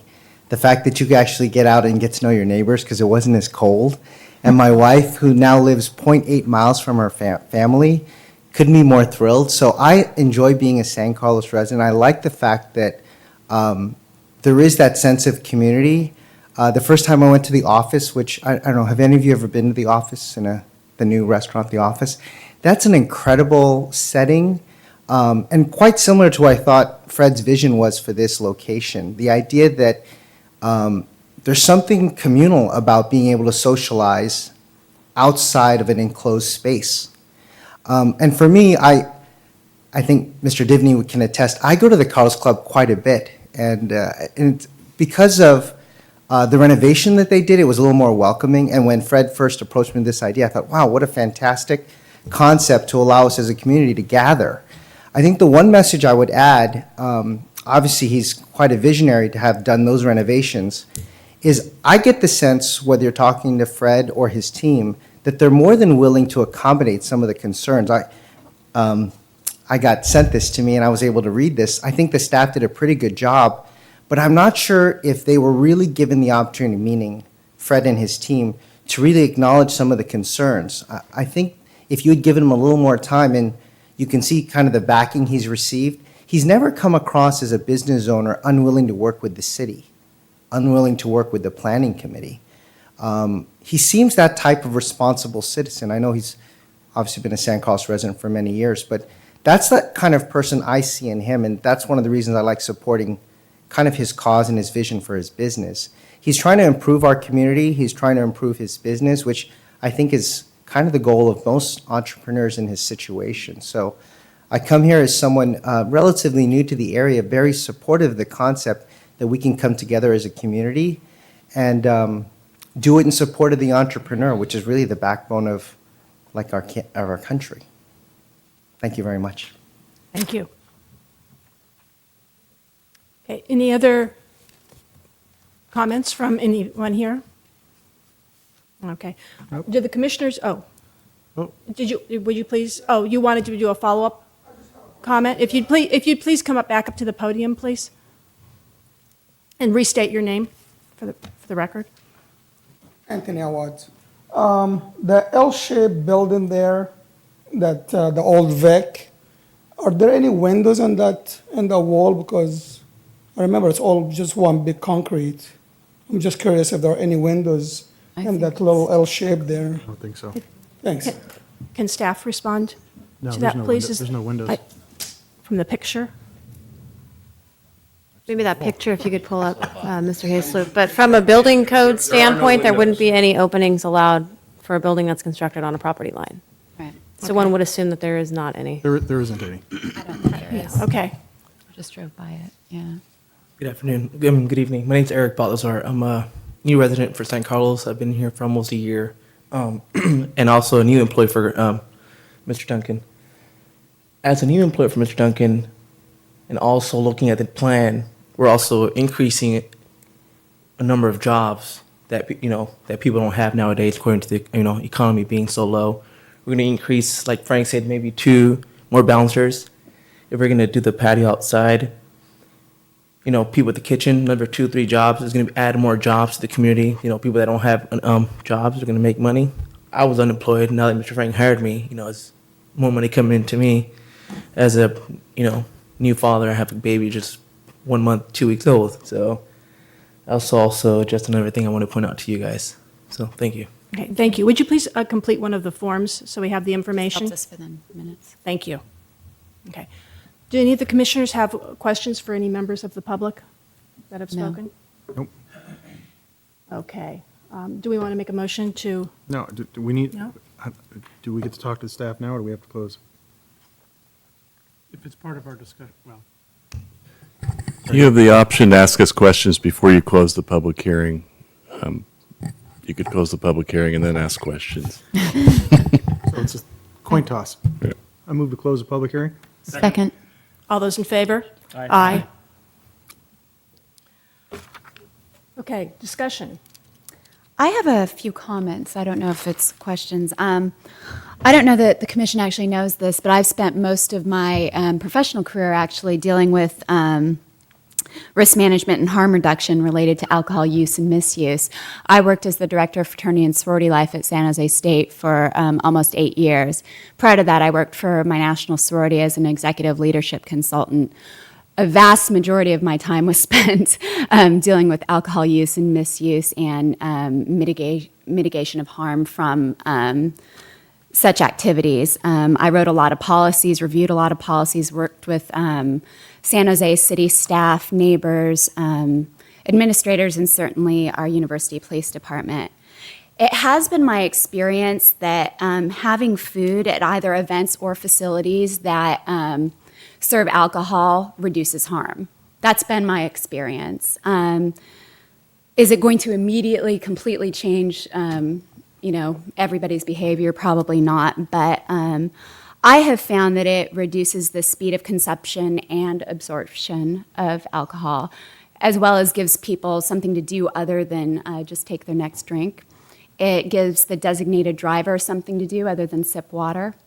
And quite frankly, I think it changes the dynamic and the atmosphere of the bar by adding food. I think it makes a difference. Additionally, I think that the addition of a very nice outdoor green space patio is going to class up the joint. It's going to change the atmosphere and make it. It's going to improve the behavior of the patrons as well as attract ideally clientele to the facility that are also going to behave better. Another statement on this, I believe that nicer facilities improve behavior. I've seen that in my experience. It's one of the reasons that the city of San Jose was able to put police officers on the redevelopment payroll for so long, is because nicer facilities reduce crime and they improve behavior. And I believe that this is an excellent plan, though I do have some concerns with access to the alleyway and whether that should be adjusted a bit to accommodate pedestrian and traffic flow better. But otherwise, I think this is a great plan, a great improvement for the city and certainly for the Carlos Club, and I'm in favor of it. Please, don't. let us continue with our discussion, if you wouldn't mind. Commissioner Divney, are you ready to I am. share your thoughts with us? I wish I had a magic wand to help the police department out with its capacity issues, and I certainly understand that. Yep. I obviously don't. This pen's just not working right. But I don't see that a small business owner should be penalized for that if we can craft some conditions to help mitigate those concerns that the chief has, and perhaps rejigger this plan to accommodate those concerns also. So I would hope, and it sounds like the applicant is willing to work with staff, and perhaps we give some direction to staff on some of the issues that are in our discussion here after. But I would support improvements with some conditions to help meet the concerns that were raised tonight. Okay, and we can come back and revisit some of those specific concerns that you have? Okay. Absolutely. Commissioner Sanfilippo, where I are completely where are ditto your what thoughts at? Commissioner Divney had to say, and I wrote down 5 or 6 different things that could have been added to this. The thing that I'm so perplexed over is why, when you read this, or the recommendation, how it doesn't address any of these issues. It's kind of slanted. I mean, you can really get a bad perception by reading this document. And there's lots of ways to improve, and there was a lot of ways that we should never have gotten to this point, wasting everybody's time talking about ways we could have solved the problem well before we got to this point. I find that to be disturbing.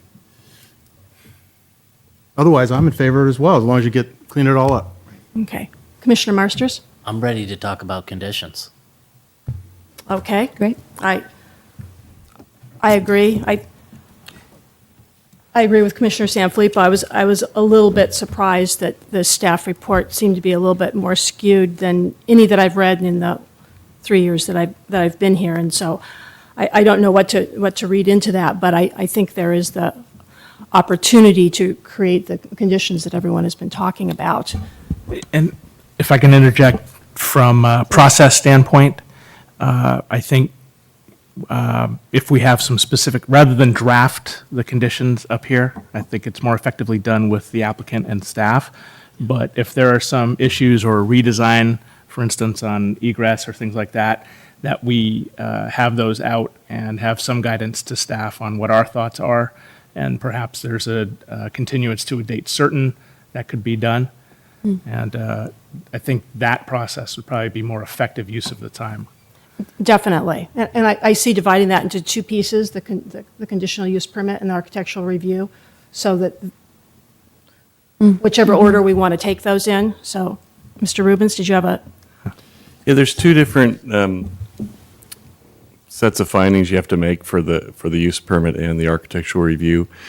Some of the design issues, I think historically this commission is not designed from the dais. Historically, you've had staff come up with a plan that you can review and you can fine tune. As far as the use permit findings, staff has the staff report, and this is maybe why you're maybe taken aback a little bit. You don't usually see recommendations for denial of applications. So to the extent it seems one-sided, I think that's because it was a denial recommendation.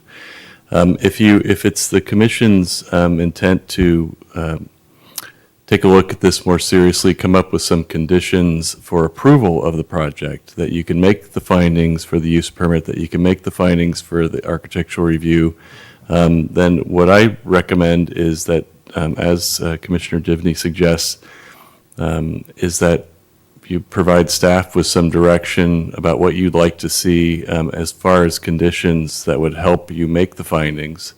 And then in any direction you have on architectural issues that could be incorporated in something that you would see that's similar to what's on the screen right now. I think that would be helpful to the process. Because you voted to close the public hearing in order to save the applicant some money as far as renoticing it, I would recommend that you reopen the hearing if that's your intent, and then select a date certain for a new planning commission hearing on this issue. So are you saying we should reopen right now? And. No, you But- just open it before you Okay. continue it. Just Okay. reopen it before you Okay. continue.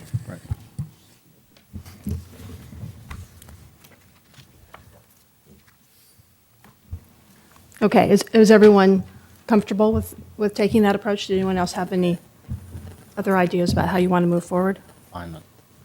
with this? So do you have a preference, looking at the conditional use terms, the direction we're going to give staff to work with the applicant?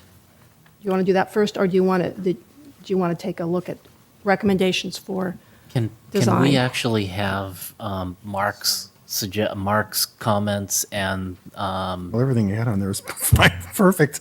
I know, I know. That's why I'd like to have that put up Sure. there. And I want to make sure Oh, is that the staff his slide? gets a copy of that. As far as, to me, that's a starting point. I do have a couple of additional things that I'd like to We'll have. talk about. Okay, I was going to say, as far as the condition goes, we're going to have pretty much the standard stuff anyway. Yeah, yeah.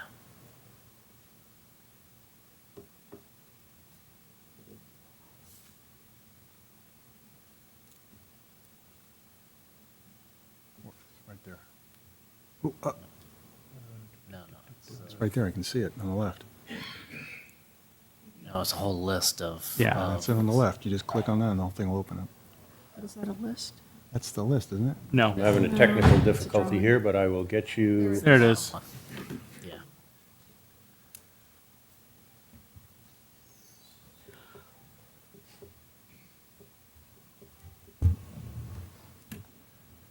So- Okay, so, I'm trying to hold myself back from Yeah. sticking my own I know, ideas I out know. there.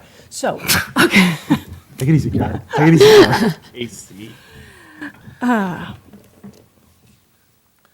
So in addition to staff looking at these proposals for conditions, the other couple of things that I have written down was The architectural review portion of it is what we're so we're you're gonna you're focus doing. on. I thought No? we were on the CUP side of it. Okay, Yeah, okay, that's okay, what okay. I was. I don't So- want to, if I just could interject, I'm a big process guy here. I mean, there are findings, specifically 3, 6, and 8, where the findings were not made. Right. But I think from an overarching theme, if we just said, hey, there are ways to mitigate Right. patrons congregating in the alley, staff, Ex- please address exactly. this with. And with that's the what I would applicant. like to do is We don't not need trying to to- solve every single one. I'm trying to use this and say, this Okay. is the starting point. Look at this. Right. See if you can use these to address those 3 conditions that we couldn't find, they couldn't make findings for. The other things that I wanted to ask staff to look at were noise, okay, and look at the potential sound mitigation on the stage, and how this would fit into the existing noise ordinance, and is there any conditions that would need to be addressed there to sort of protect the residents, if necessary, that are nearby, and the tenants that are in this building? Are there any concerns there and any conditions that would need to be addressed for those individuals? I did have one question in my mind about the 150, 250 people and parking, and whether we even can address that, or if that's not something, because of the parking exemption that was given them, we don't really even deal with parking, do we?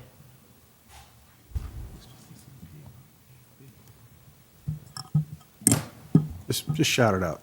Yeah, well, for the record too, but I can keep it safe. So the use of a bar that's currently it exists is a permitted use. So what the commission's being asked to look at in terms of use is as an outdoor type facility. And the parking exception that was granted several months ago year to date, effectively made those findings that the removal of the on-site spaces were able to be supported. Right. So, Okay, so We're covered. as far as we're concerned, we don't talk about parking at all? No. Okay, I just wanted to double check with that. I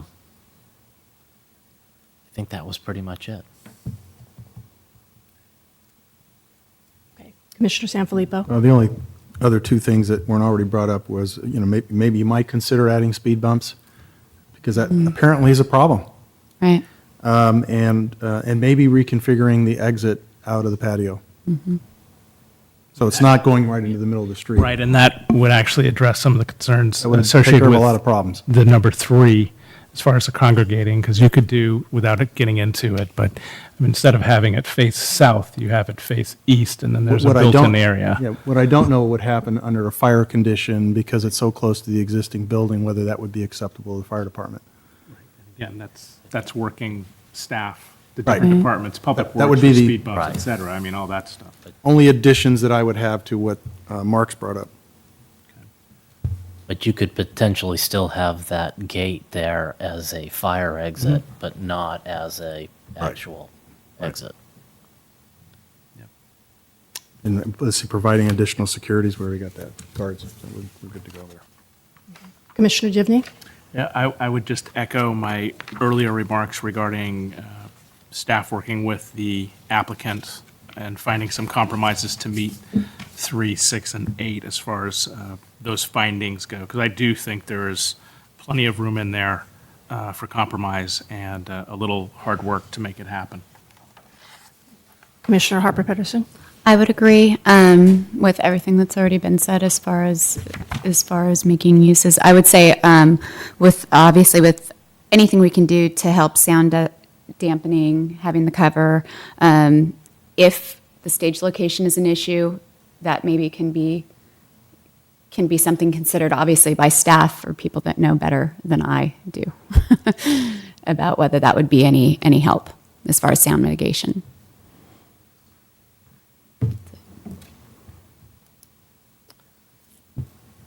Okay, is that it? Okay, All right. floodgates are Okay. open All now. right, no.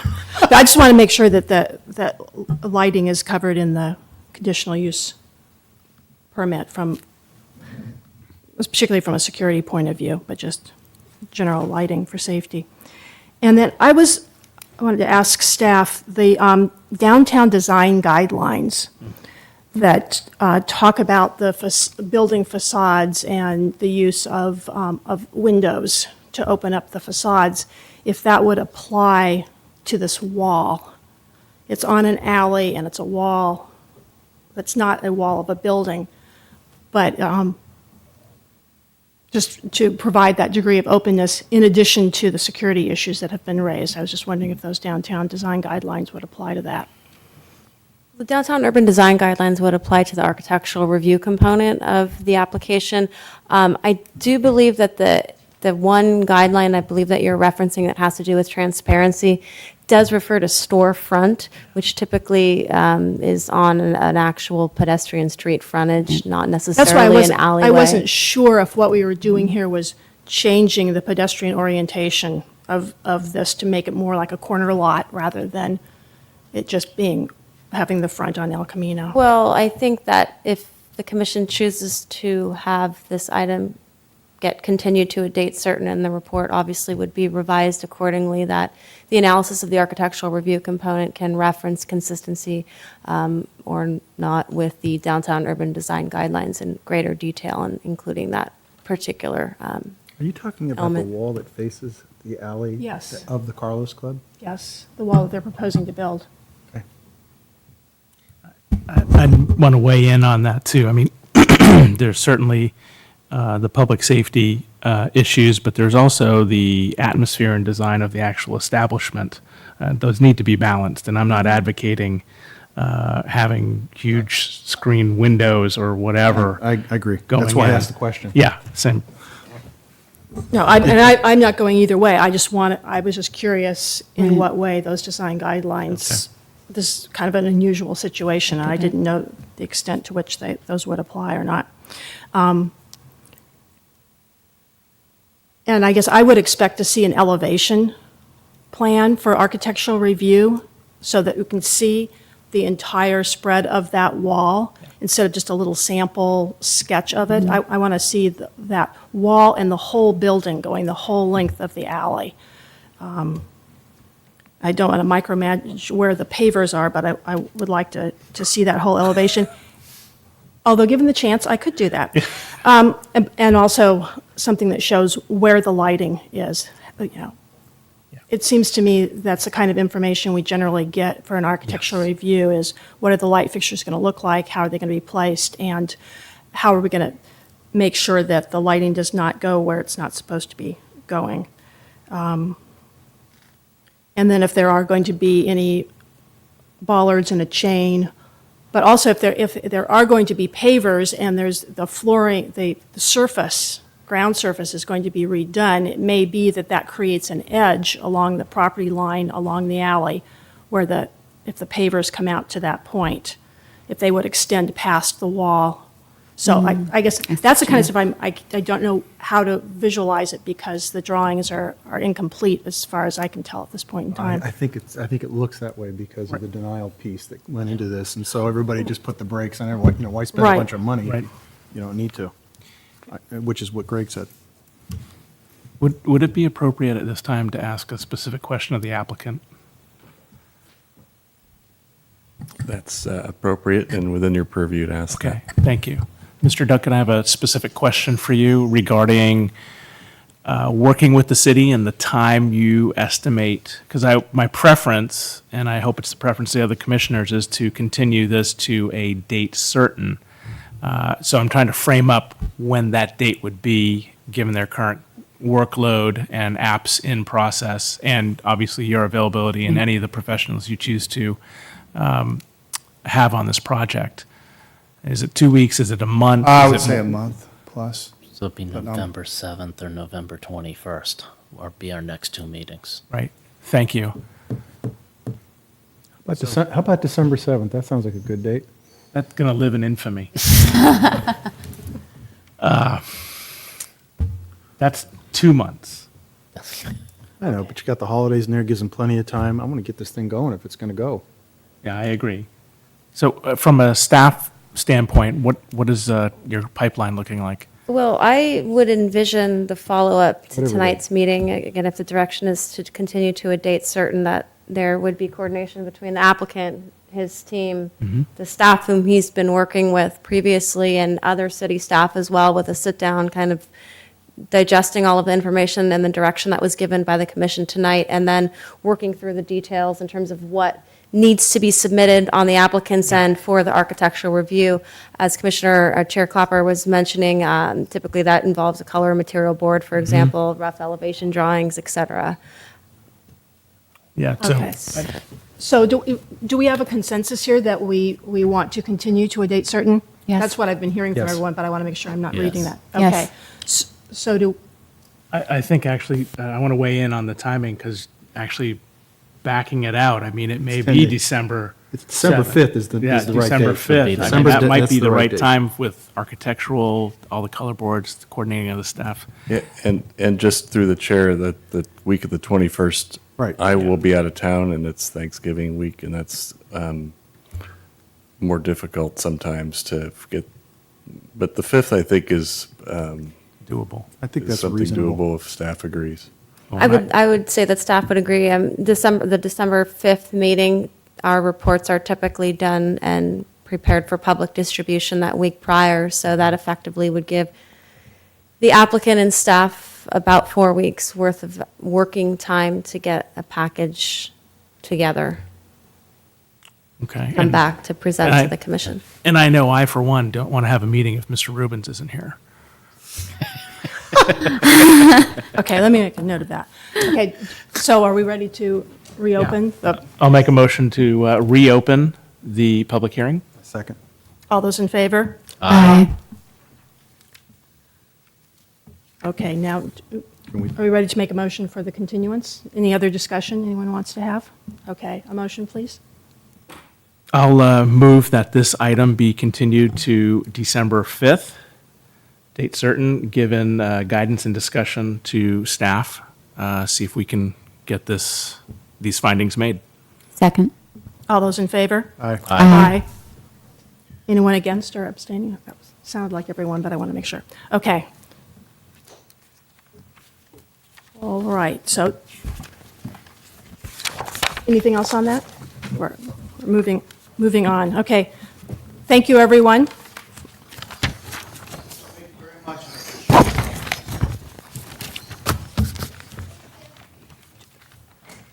You, Russ? Do we need to officially then close the? No. No, it's open. okay, okay. We don't need to keep Item's this stuff, do done. we? Not yet, we're still in session.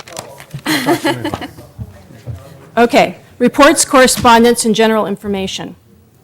Report on recent city council actions. Is there anything? No reports. Okay. A planning commissioner comments or reports?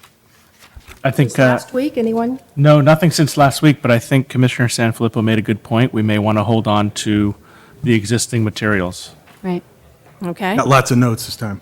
Yeah. okay. Any correspondence? No correspondence received. Okay. Planning staff comments, reports, and updates of current projects? Looks like the next October 17th meeting has been canceled. Mm-hmm. Okay. Anything else? Oh, I just want to say it's good to see everyone and to be back at the Planning Commission. And also at the December 5th meeting, our firm has hired a new associate, and I'm going to be planning on bringing him to this meeting. And I'm hoping, keeping my fingers crossed, that he passes the bar exam between now and then. And I think he We've will. probably already taken it, right? Out at Thanksgiving. Yeah, that's right. Okay, thank you. I think that's it.